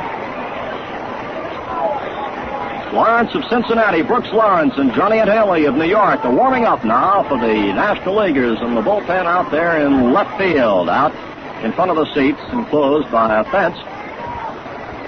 It's 2-2. Here's the windup, and Spahn comes in with a curve, and there's a long drive to deep left center field. It is home run! Just going over the low fence in left center as Mickey Mantle comes around the bases with a home run, a liner, at about 370 feet over a 6'6" fence. Into the first rows there. Here he comes, Mickey Mantle, the score now. The National League 5, the American League 3. 2 successive homers by the American League. Listen to this crowd here as excitement mounts. Walt Alston is coming up out of the National League dugout and going out to the mound. Mickey Mantle limping just a bit as he came around the bases, but you don't have to run fast when you get him in the seats. They were in the new seats up there, just clearing that fence, and some fan has a very fine souvenir of this occasion. Alston has gone out there to the mound. He's joined by Bailey and, of course, by the pitcher, Warren Spahn. And we'll see whether or not Spahn does or does not continue as the American League has come to life here in the 6th with 3 successive hits, a single, and 2 homers in a row. And that will be all, it appears, for Warren Spahn.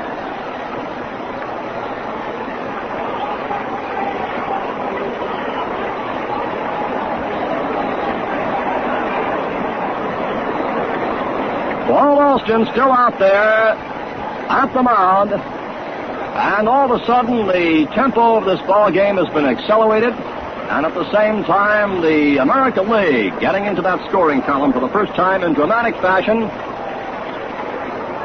Johnny Antonelli getting set for that long walk.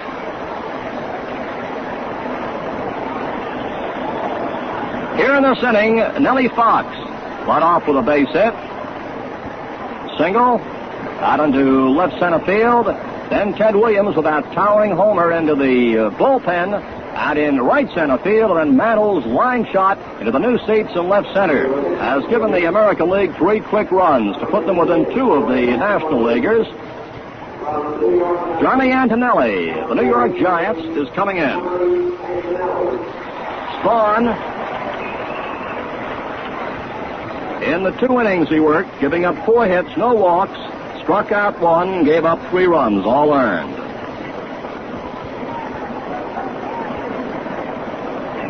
Antonelli coming in the ballgame here in the 6th.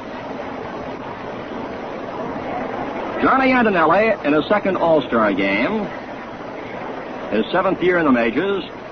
Throws left, bats left. He's 26 years old. 6'1", 190 pounds. Won 14 last season.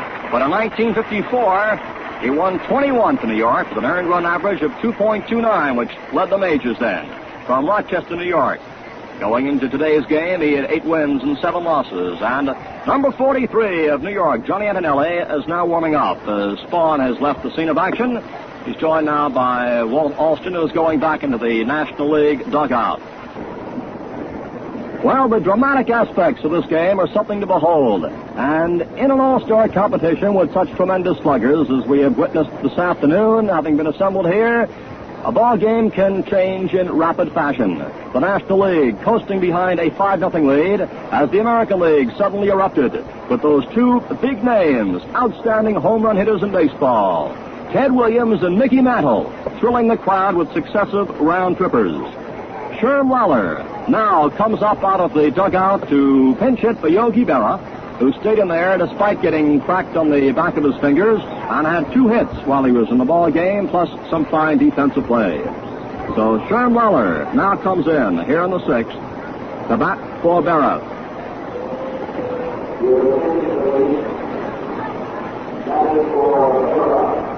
Lawler of the Chicago White Sox wears number 10 in his uniform. His 3rd All-Star game. He's looking for his first hit. He has no hits, no official at-bats. 11th year in the majors, comes from Arkansas. Right-handed batter. Steps in, swings, and fouls the first pitch back for strike 1.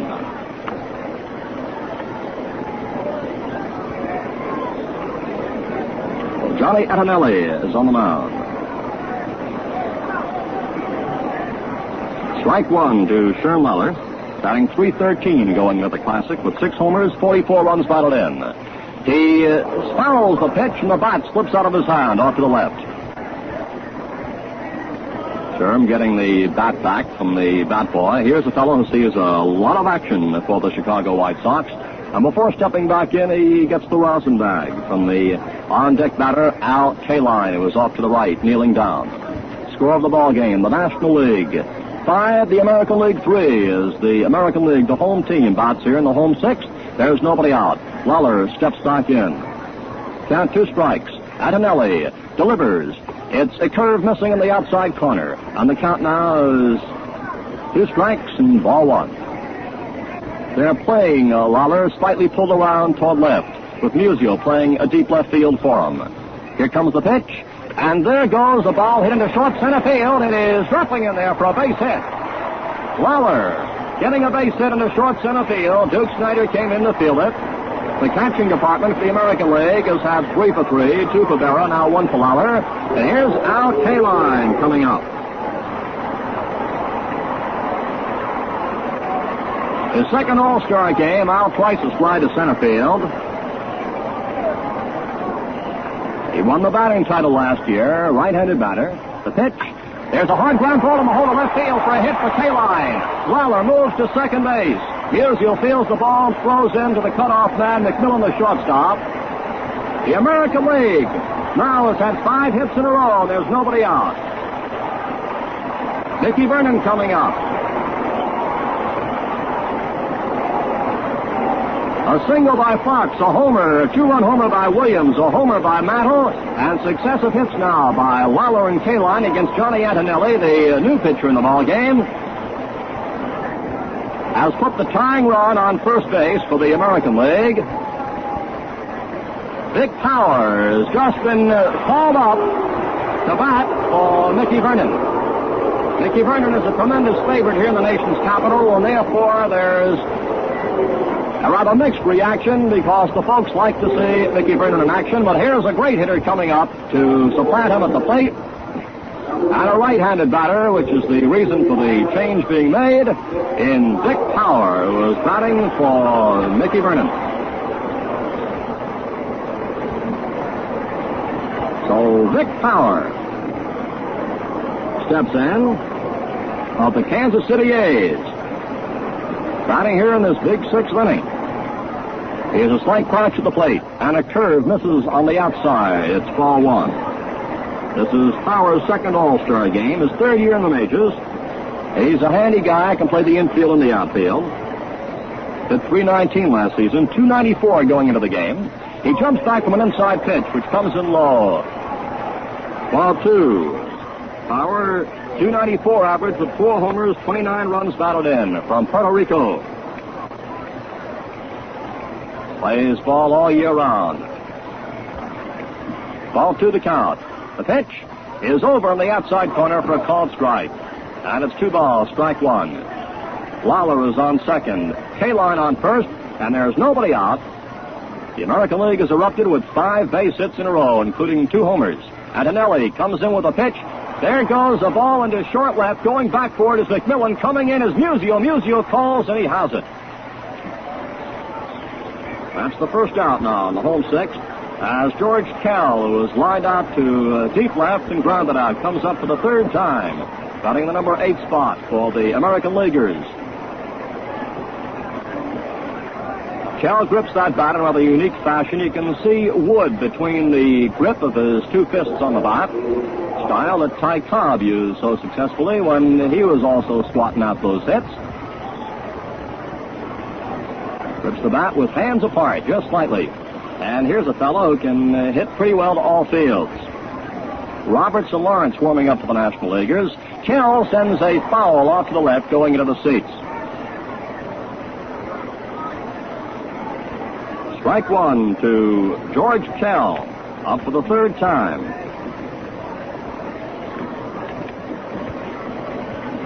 Kell comes from Swift in Arkansas. American League batting king back in 1949. Antonelli's pitch is low and scooped up by Ed Bailey, the catcher, as it went toward the dirt. 1-1 to Kell. Runners Lawler and K-line. There's one away, the infield playing at double play depth. Outfield slightly pulled around toward left. There's a sign now from Bailey. Antonelli with the stretch, the pause, and the pitch, a fastball. It's a grounder going out to McMillan.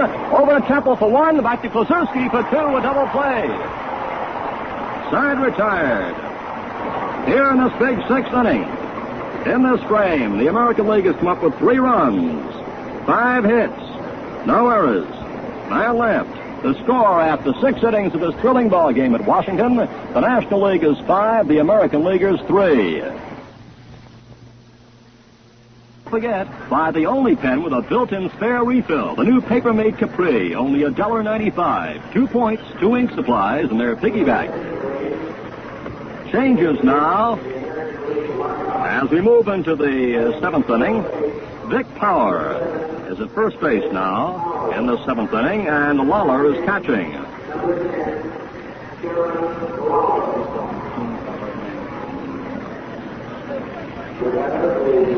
Duke Snider comes up. There are 3 number 7s in the American League lineup, Keene, Power, and Mantle. Snider looks at a called strike. A home run that was hit by Williams in the home 6 with his 4th in All-Star play, tying Stan Musial for that coveted record. Duke Snider, the batter, left-handed batter. He swings and misses on a curveball from Tom Brewer for strike 2.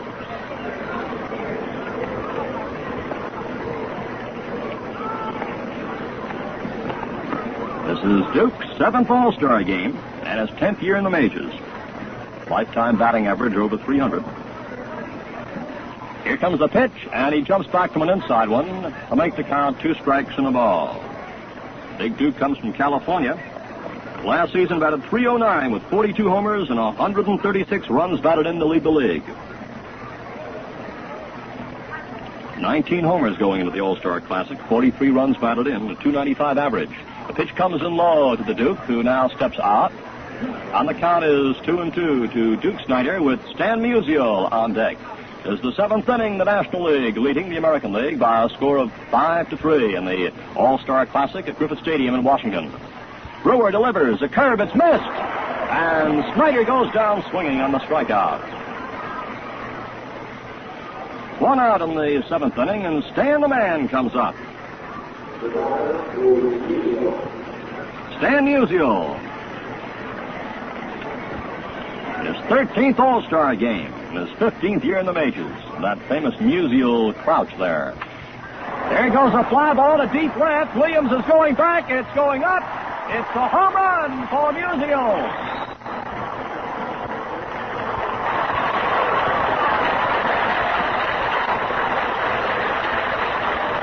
Dan Musial with a home run into the new seats to left, just a couple of rows back in left center. And the odd part about that is that Ted Williams, who had just previously tied Musial for the record, now watches the ball sail up over his head into the seats as Musial again forges out in front with his fifth All-Star homer. Here's Ken Boyer. The National League now leads by a score of 6-3. First pitch drives Boyer back from the plate. Ball one. Man, these fellows can hit him. Time is called. Billy Martin is going down to the bullpen in right center for the American League. And while he's going down there across the field, and time has been called at the moment, Sherm Lawler goes out to speak to Brewer. Now he's coming back. This Boyer has made 2 great defensive plays, and at the plate, he has 3 hits and an RBI.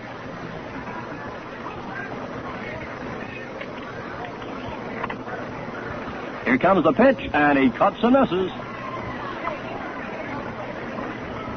Boyer leads the league in RBIs and hits for the National League. .321 average before the ball game, and he's been starring in the game.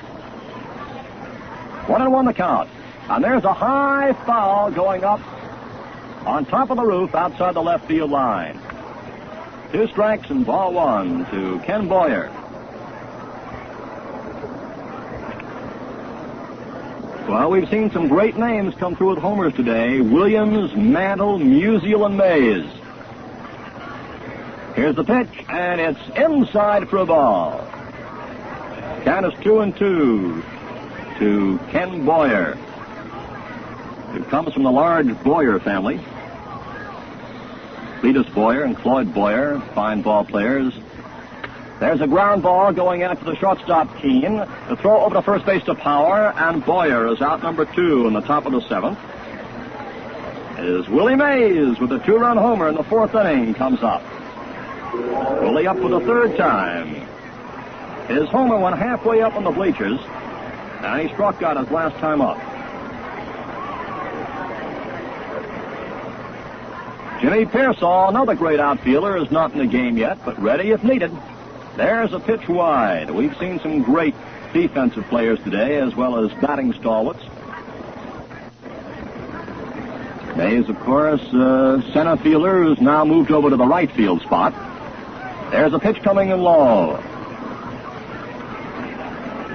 Count is ball 2 to Willie Mays. 2 out.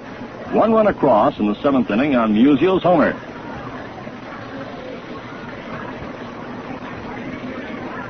And a swing and a miss. A pitch from the inside corner. A good hook by Brewer.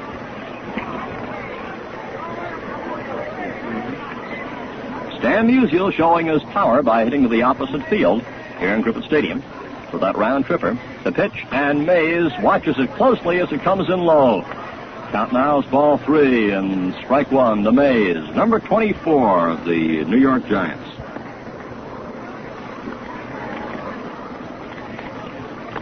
Here comes the next one from Brewer, and it comes in wide as Mays draws a walk. And that brings up another feared slugger, Ted Kluszewski. Big Klue doubled to left back in the 6th inning, making his entrance there.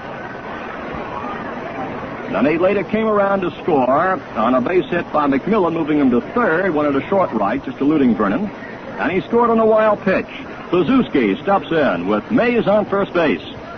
Willie takes a good-sized lead. Brewer looks over. There goes Mays, and Kluszewski lines one on the pitch to right field. Going into the right field corner. Fielded by Kaline. Mays is rounding 3rd. He's on the way to the plate. He scores!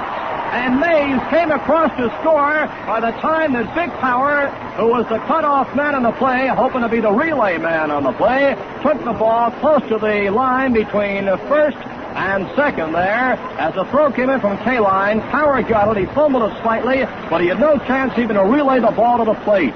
As Mays, off and running on the pitch, streaked all the way around to score, and Kluszewski went into second base.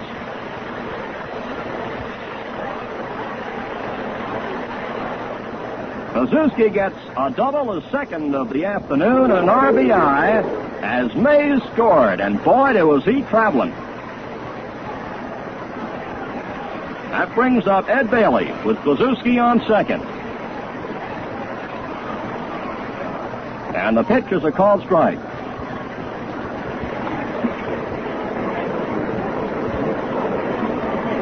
Score of the ball game, the Nationals 7, the American League 3.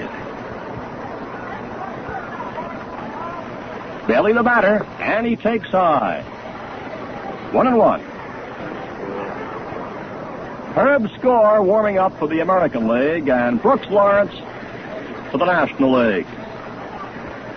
Tom Brewer with a stretcher pause, a look at Big Clue, and the pitch is missed as Bailey takes a cut at one coming in on the outside corner. Kozuski really ripped that one to right. It took off like a shot. And Mays, also running, was streaking around the bases and made it home. 2 strikes, ball 1. Bailey waits. Here's the pitch, and it hits in the dirt in front of Lawler. On the way to third base is Kozuski. He goes in standing up. A wild pitch. This Kozuski seems pretty good at moving around the bases on a wild pitch. In the 6th inning, he scored on a wild pitch, and now he's moved into third base. Second wild pitch by Brewer, who is the 4th American League pitcher of the afternoon. Kozuski on third. They're 2 away. 2 runs have scored in the 7th inning. Here it comes, and it's inside for a ball.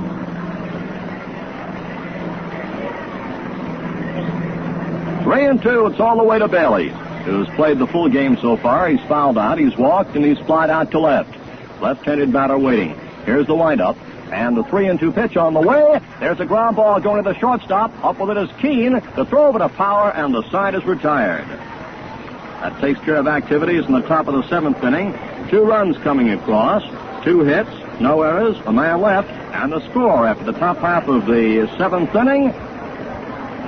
The National League 7, the American League 3. Well, I was speaking to Jimmy before the ball game, Jimmy Pearsall, and I'm telling you, he's a handsome guy. You know, they're making a movie of Jimmy's life next month. An actor is slated for the lead, but Pearsall is good-looking enough to play the lead himself. I won't say as Gillette Razor gets the credit for that, but Jimmy says there isn't another razor in all the world for him. And no doubt about it, you'll look better and feel better when you shave with the Gillette Super Speed Razor that's matched to your face.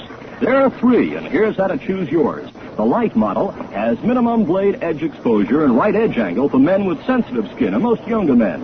There's the regular for men with average skin and beard, and the heavy with pronounced blade edge exposure and different edge angle for men who like the heft and feel of a heavier razor. 1 piece for convenience, instant blade changing and cleaning. And shaves that hit the very peak for comfort and good looks are positively guaranteed. Gillette Super Speed Razor, Gillette Blue Blade Dispenser, and Travel Case are yours for just $1. And during July and August, 10 cents of the purchase price goes to the Olympic Fund as a contribution by Gillette.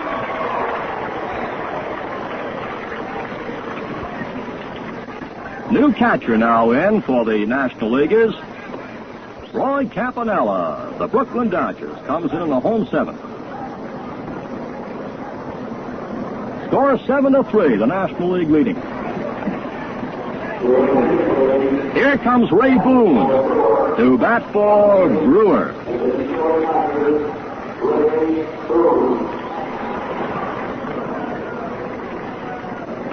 Ray Boone of the Detroit Tigers. His second All-Star game, batting .252 with 12 homers going into this one. Swings to the first pitch, and it's fouled back. Johnny Antonelli is on the mound. It's been friend Spawn and Antonelli for the National League. Boone has been hampered somewhat by injuries this year. Last season, he and Jackie Jensen tied for the American League runs batted in leadership with 116 apiece. They're playing them pulled around toward left and deep. There's a slight breeze blowing out toward center. The pitch comes in low. Out is 1-1 to Boone. Steps out, wipes his hands. Right-handed batter, he's 32, 6 feet, 185 pounds. In previous All-Star appearances, he's had a .250 batting average and 4 at-bats. 9th year in the majors. Here's the pitch, and it's a fastball, a little wide of the plate. Count is ball 2 and strike 1 to Boone. The wind keeps shifting quite a bit this afternoon. At times it's blowing to left center, at times to straightaway, and at times to right center. There's a foul going off to the left of home plate. And the count is now 2-2.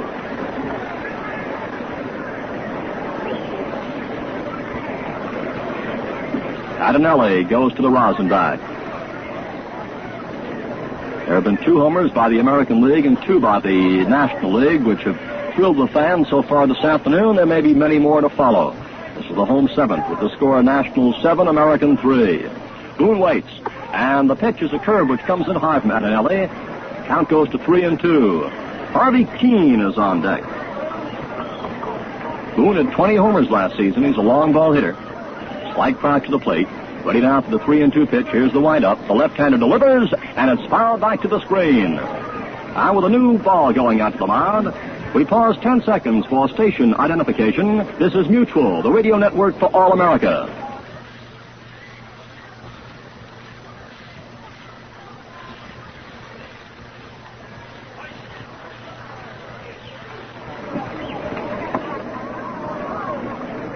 Ready now for the 3-2 pitch. Antonelli gets the sign from Roy Campanella. Here comes the pitch. A changeup, and there's a line drive taken by the third baseman Boyer, who took him about 15 feet behind the bag. That one was one that hugged the line, and Boone is out.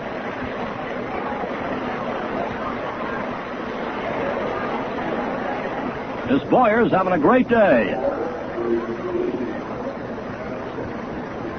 Here's Harvey Keene, who is 1 for 3. The pitch to Keene is down the middle for a called strike. 9 hits so far for the American League, with 5 of them coming in the 6th and all in a row. Strike 1 to Keene. He followed by Nellie Fox.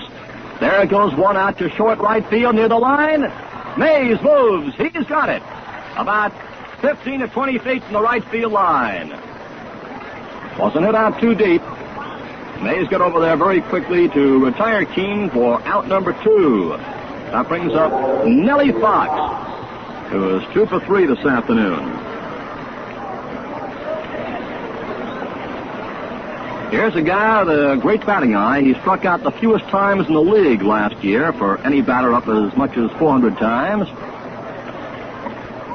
And there's one on the outside corner as Fox went for it, tried to check his swing, but couldn't. It's a strike. Nellie Fox.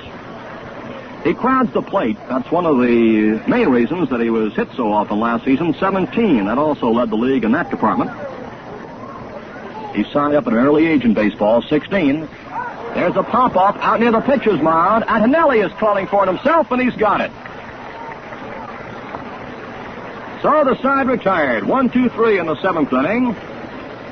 And the score after 7 innings of the ball game. The National League 7, the American League 3. Look sharp, feel sharp, be sharp and listen, mister. How are you fixed for play? Do you have plenty? How are you fixed for play? You better check.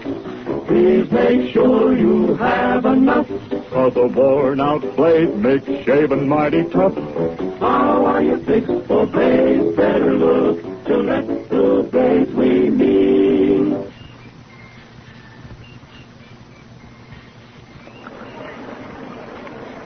Two changes coming up now as the 8th inning gets underway. Herb Score is coming in from the bullpen. He's the 5th pitcher that manager Casey Stengel has used in his strategy this afternoon of trying to stop these hot National Leaguers. And out in right field, Jimmy Pearsall, about whom we were speaking just a short while ago, has taken over.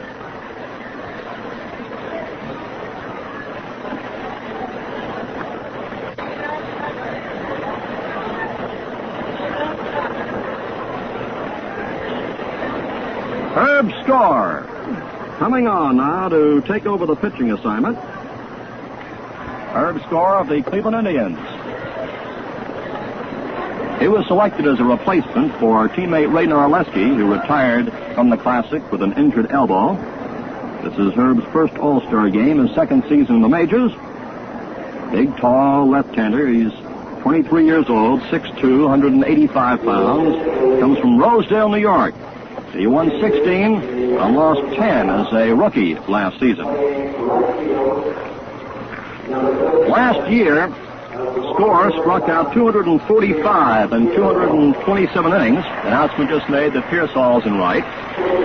He led the American League in whiffs, and he's far ahead in the league strikeout department this season. He was signed as a bonus baby by the Indians in 1952, and going into the game today, Score is 8 wins and 6 losses, and leads the majors in strikeouts with 118.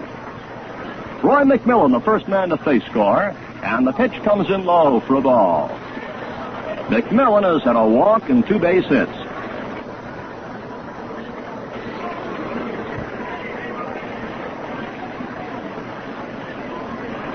Score, a left-hander, delivers, and there goes a pop-up foul outside of first with Vic Power going over in the coach's box to pull it in. So McMillan has retired for the first time this afternoon. There have been 11 hits so far for the National League.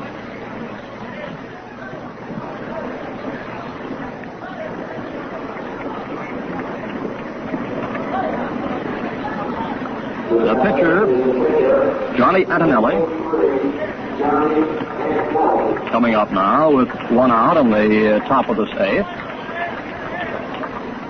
Antonelli stepping in, the National League's Score 7, the American League 3 at this point. Antonelli steps in to face the southpaw, Herb Score. They're playing him rather shallow in the outfield and hit toward left.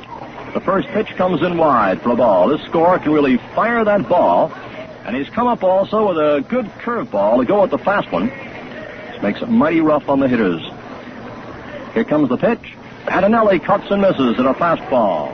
On the count is 1-1. Williams has moved closer to that left field line.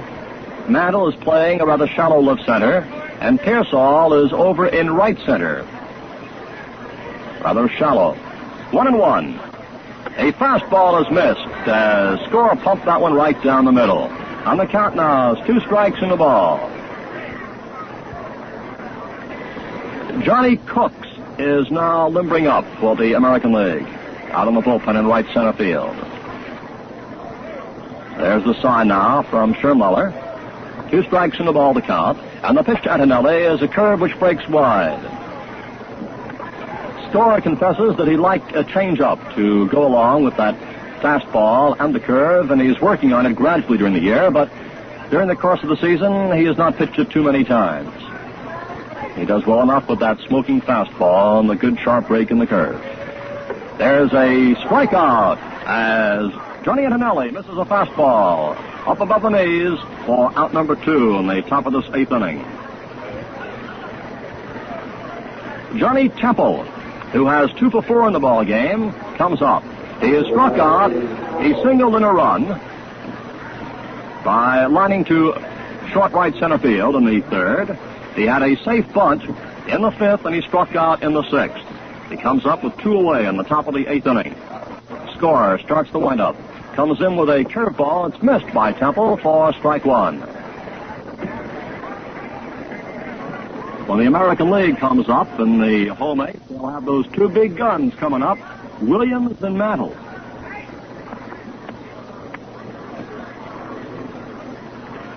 The pitch is low for a ball. Score smooths the dirt out in front of the pitching rubber. Now steps back. Count 1-1.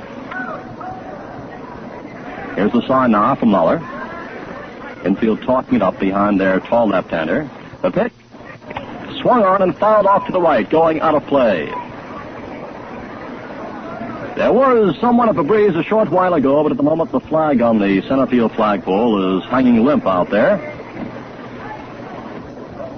2 strikes, ball 1 to Johnny Temple. We have 2 outs here in the top of this 8th.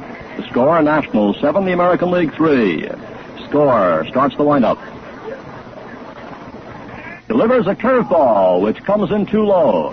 And Temple backs away and steps out of the batter's box. Count now goes to 2-2 to Johnny Temple.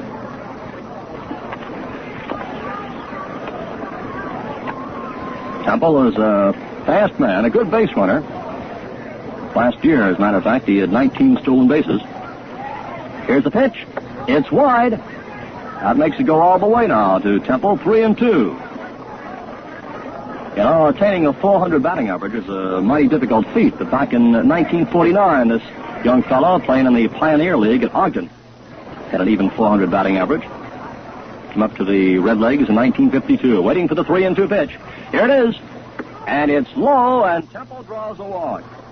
Putting a man on first now with 2 away in the 8th, and bringing up big Duke Snyder.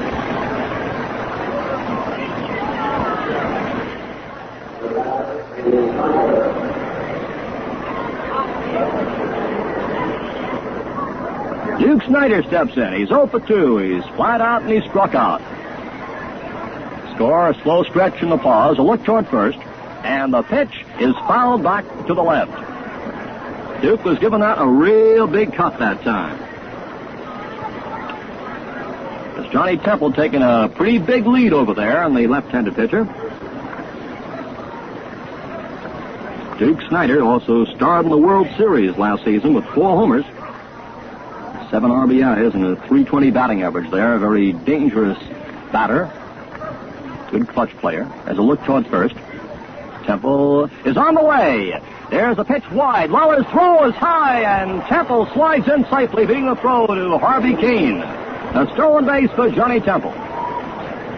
Well, he's a dangerous man on those bases, and he demonstrated there once again. Gets in a very quick break. Gives no indication he's about to go, and then zoom, is off and running. Stolen base, so that means that Temple is now in scoring position. The pitch was wide as it came in that time to Snyder. 1-1 to the Duke.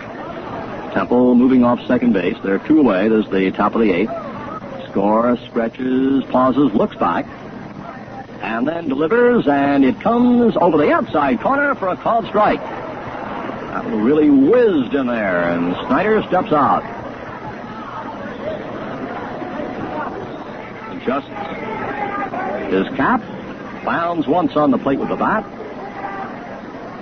stretches just a bit, flexes the muscles, and he looks out toward the mound. 2 strikes in the ball. Score ready. A curveball comes in low and wide of the plate. The count now goes to 2-2. The National League is leading in the ball game by a score of 7-3. They've scored in every inning from the 3rd inning on up to this frame. The American League's 3 runs came in the home 6th. All the result of homers, a 2-run homer by Williams and Mantle's round tripper. Here's the pitch, and there's a high pop-up. Lawler with mask off, cap off, is waiting, and now grips in fair territory. He lunges for the ball and takes it. Sherm Lawler waiting for that mammoth pop-up, waiting in foul territory, lunged across into fair territory to pull it in. A fine catch, and the side is retired. So in this 8th inning, there are no runs, no hits, no errors, and 1 man, Temple left on second. And the score after the top half of the 8th inning, the Nationals 7, the American League 3. Well, Casey Stengel is going all out to win today, and win or lose, old Case is a great leader. And he's a past master at bringing along young ball players. He even teaches them how to look like champions. And you can bet your sweet life Stengel bears down on the importance of keeping clean shaved. He says, and these are Casey's own words, I shave with the Gillette Super Speed Razor, and I recommend it to my boys. Let's take it from there, because for my dough, this is the only way to get a decent shave. Today, there are 3 Gillette Super Speed Razors. Light, regular, and heavy. One is precisely engineered for you. It has the right blade edge exposure, edge angle, and weight to give you immaculate shaves. Comfortable all the way, and they're guaranteed. Ask for the Gillette Super Speed Razor with Gillette Blue Blade dispenser and handy travel case, $1. Some stores still have the razor set combined with an LP record album, both for $1. This free record features the voices of Bruce Gehrig, other heroes, and eyewitness reports of sports' greatest moments. Here's Ted Williams. He homered into the bullpen in right center last time up. Cuts and misses at strike 1. Wynn and Cook swarming up now in the bullpen for the American Leaguers. Williams at the plate. Strike 1 the count. Antonelli's pitch. There's a pop-up going out into short left. Musial is coming in, calling for it. He makes a dive for the ball and has it for the out. He may be hurt. He's getting up very slowly. The third baseman was going out. The two almost collided. As Ken Boyer went out, Musial came in. It was one of those balls that the infielder might have gone for, the outfielder. Musial called Doe for it, made the catch, and came up with it. He's limping slightly as he gets up, but he's going back to his spot.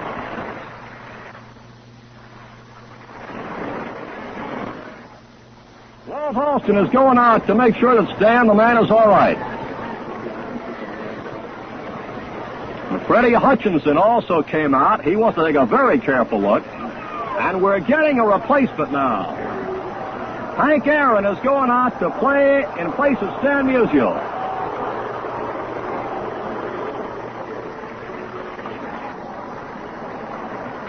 Stan Musial is coming in, accompanied by Walt Alston. Out of the ball game, gets a fine hand. Listen.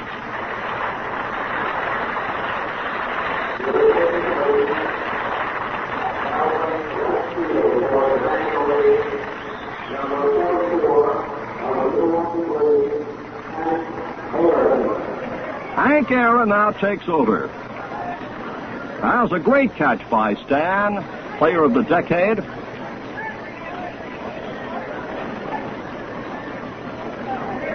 Boyer was going back, and Musial in. Musial made the dive for the ball, took it, hit the ground, came up with the ball, but has left the ball game. Here's Mickey Mantle batting right-handed, and it's strike one called.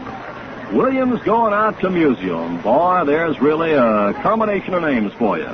Mantle homered last time up, struck out his prior two at-bats, one out on the home eighth. Mantle cuts and misses. Antonelli on the mound. 2 strikes to Mickey Mantle. He followed by Sherm Lawler. Antonelli rubs up the ball just a bit. Mantle waiting, batting right-handed. Here comes the pitch, and Mantle swings and goes down swinging. Strikeout. Mickey's had 3 strikeouts and a home run this afternoon. Sherm Lawler is at the plate. Catching department for the American League is 3 for 3. Berra had 2 for 2, and Lawler has 1 for 1. 2 outs in the home eighth. Score, National 7, American League 3. The All-Star game here at Griffith Stadium in Washington. Slight breeze now blowing to right center once again. Lawler at the plate. And it's strike one called as Antonelli fires one on the outside corner. Just about letter high.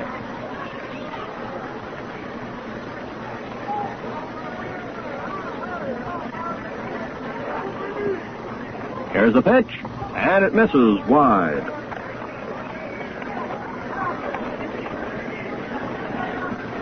Out, 1-1 to Lawler. 3 pitches used by the Nationals. Here's the pitch, and it's low.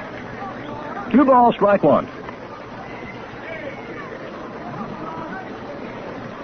National League has used Friend, Spawn, and Antonelli. And at the moment, they're leading in the ball game as we come into its closing stages here with 2 away in this home eighth for the American Leaguers. Lawler the batter, 2 balls and a strike. And the pitch is low. Antonelli whistled a bit that time from the mound. He thought he might have gotten it in there around the knees, but it was ball 3 and strike 1. Here's a sign now from Roy Campanella. And the pitch. There goes a fly ball to left center. Snyder waiting. He's got it. About 10 feet or so from the wall out there to retire the side. And so in the 8th, no runs, no hits, no errors, and nobody left. And the score after 8 innings of the ball game, the National League 7, the American League 3. Well, I'll tell you, this Duke Snyder's really playing a game. Went back nicely for that catch out there in left center field. He's quite a man, that Snyder. Wonderful ball player, fine family man, a great guy to know. But he's got one of the meanest beards in the business. It's the Gillette Super Speed Razor for him. His choice is the regular. That's one of 3 Gillette Super Speed Razors. The light, regular, and heavy. Scientifically designed to match every combination of skin and beard. Find out for yourself what comfortable shaves, what clean shaves you can get with the Gillette Super Speed Razor that's right for you. Choose yours in a nearby store.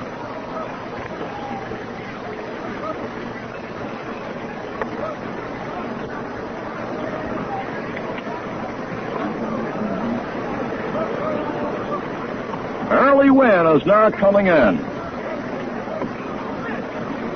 Early Wynn is coming in to do the pitching. It's been Pierce, Ford, Wilson, Brewer, Score, and now Wynn for the American League. As we move now into the ninth inning.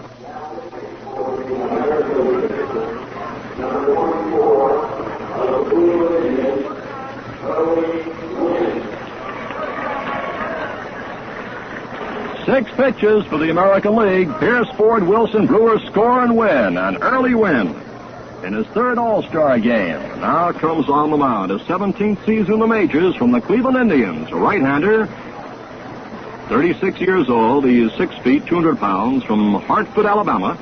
And he won 17, lost 11 last season. He went to Cleveland and traded from Washington before the 49 season. He's won at least 17 games every year since 1950. He's struck out at least 200 men every year since 51. He's won 20 games 3 times. And he pitched 3 scoreless innings in last year's All-Star game.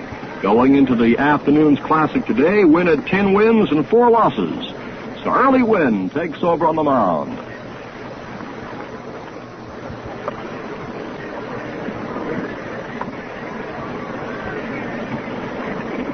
Now, as we move into the top of the ninth, as Hank Aaron is coming up for the first time. He replaced Dan Musial out in the left field spot. Hank Aaron of Milwaukee. He's one of the young fellows in the Classic. He is 22 years old, batting .309 for the season with 10 homers and 42 runs batted in. Right-handed batter, wears number 44. Early Wynn all set to work, and the pitch is swung on. It's going into short right center where Pearsall is under it, and there's one away. One out on the top of the ninth, as Ken Boyer, who has starred defensively and offensively with some fine plays in the field and 3 hits and 4 appearances at the plate, comes up. Gets a nice hand as he does.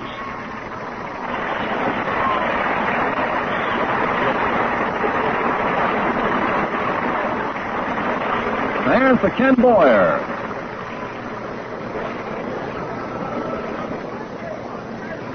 He steps in now to face Early Wynn and fouls the first pitch back. Strike 1. Ken comes from Liberty, Missouri. He has 5 brothers and 6 sisters, including Cloyd Boyer. Pitches out on the coast, and Cletus Boyer, bonus player with the Kansas City A's. It's quite a family of Boyers. They can be mighty proud of Ken's performance so far today.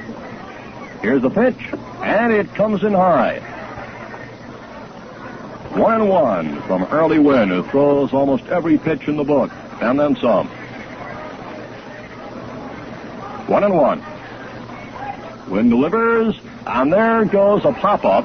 Drifting back is Keene into short left, and he has it. 2 away. Willie Mays, the batter. 2 outs in the top of the ninth inning. The score, Nationals 7, American League 3.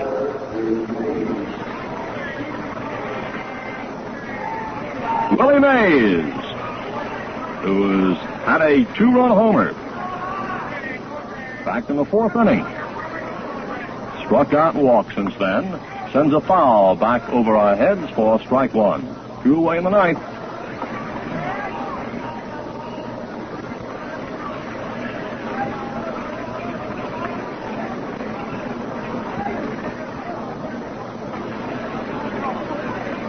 Strike 1 to Willie Mays.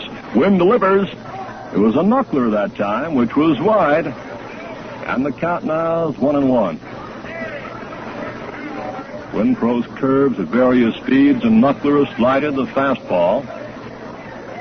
He can even throw with both arms, although he doesn't do it in ball games. Does it in batting practice sometime. Here comes a pitch low.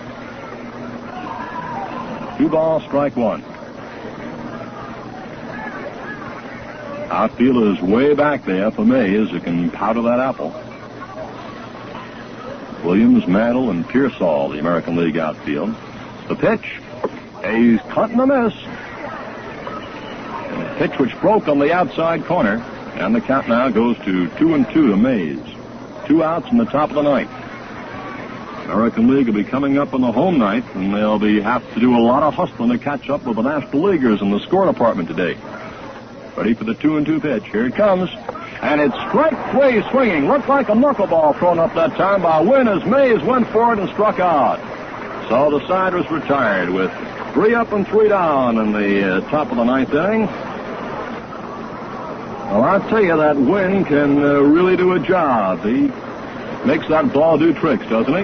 Does a lot of things, as a matter of fact. He writes a widely read baseball column, too. He's a great ball player and able judge, and it's right out of his own experience when he says the only way to get a decent shave is with a Gillette blade and a Gillette razor. Now then, the shaves that are way, way out there pick you up and cool you off. It's the Gillette Super Speed Razor for you. Choose your type, the light, regular, or heavy, and you just never had it so good. Well, there have been 12 strikeouts posted by American League pitchers so far this afternoon. But in the scoring column right now, they trail as they come up in this home night.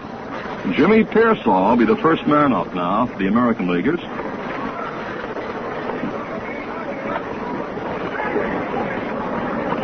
Jim Pearsall, a great defensive player, coming up.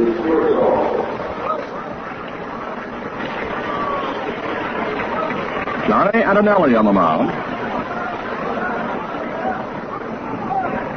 And the pitch to Pearsall. There's a grounder going out to shortstop. McMillan's up with it. Over to Kluszewski, and Pearsall is out. And there's 1 out in the home ninth. Dick Powers, the next man up.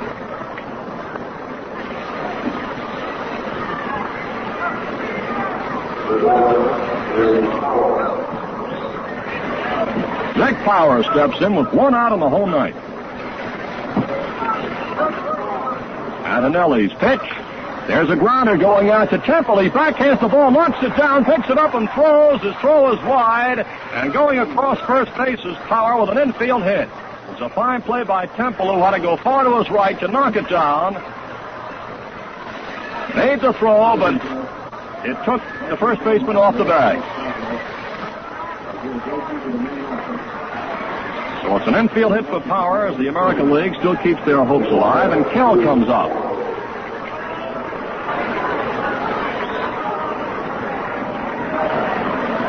George Kell steps in, and it's strike 1 called in the outside corner.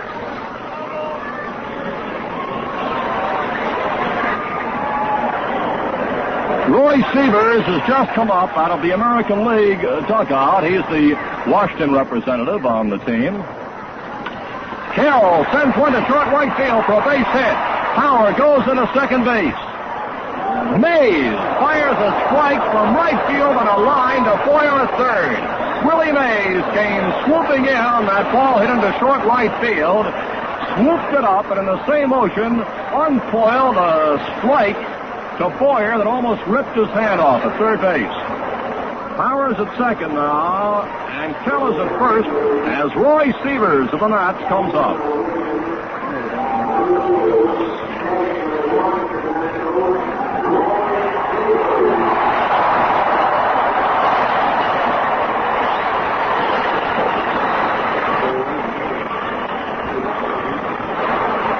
Johnny Antonelli, who was on the mound, came in the home sixth with nobody out after 3 hits in a row, including 2 homers.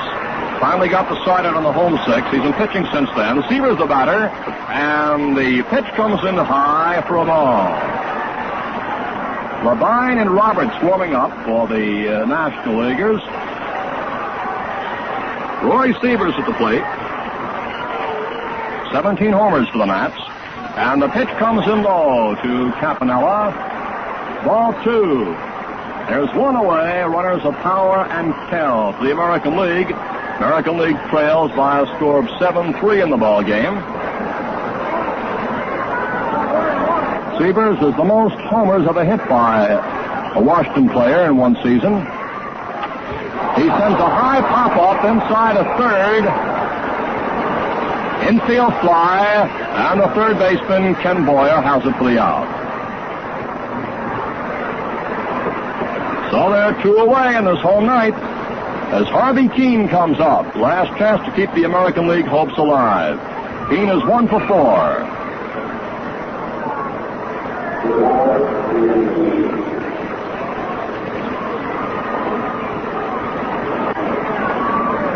Harvey Keene steps in now. And it's strike one on the outside corner. Called strike.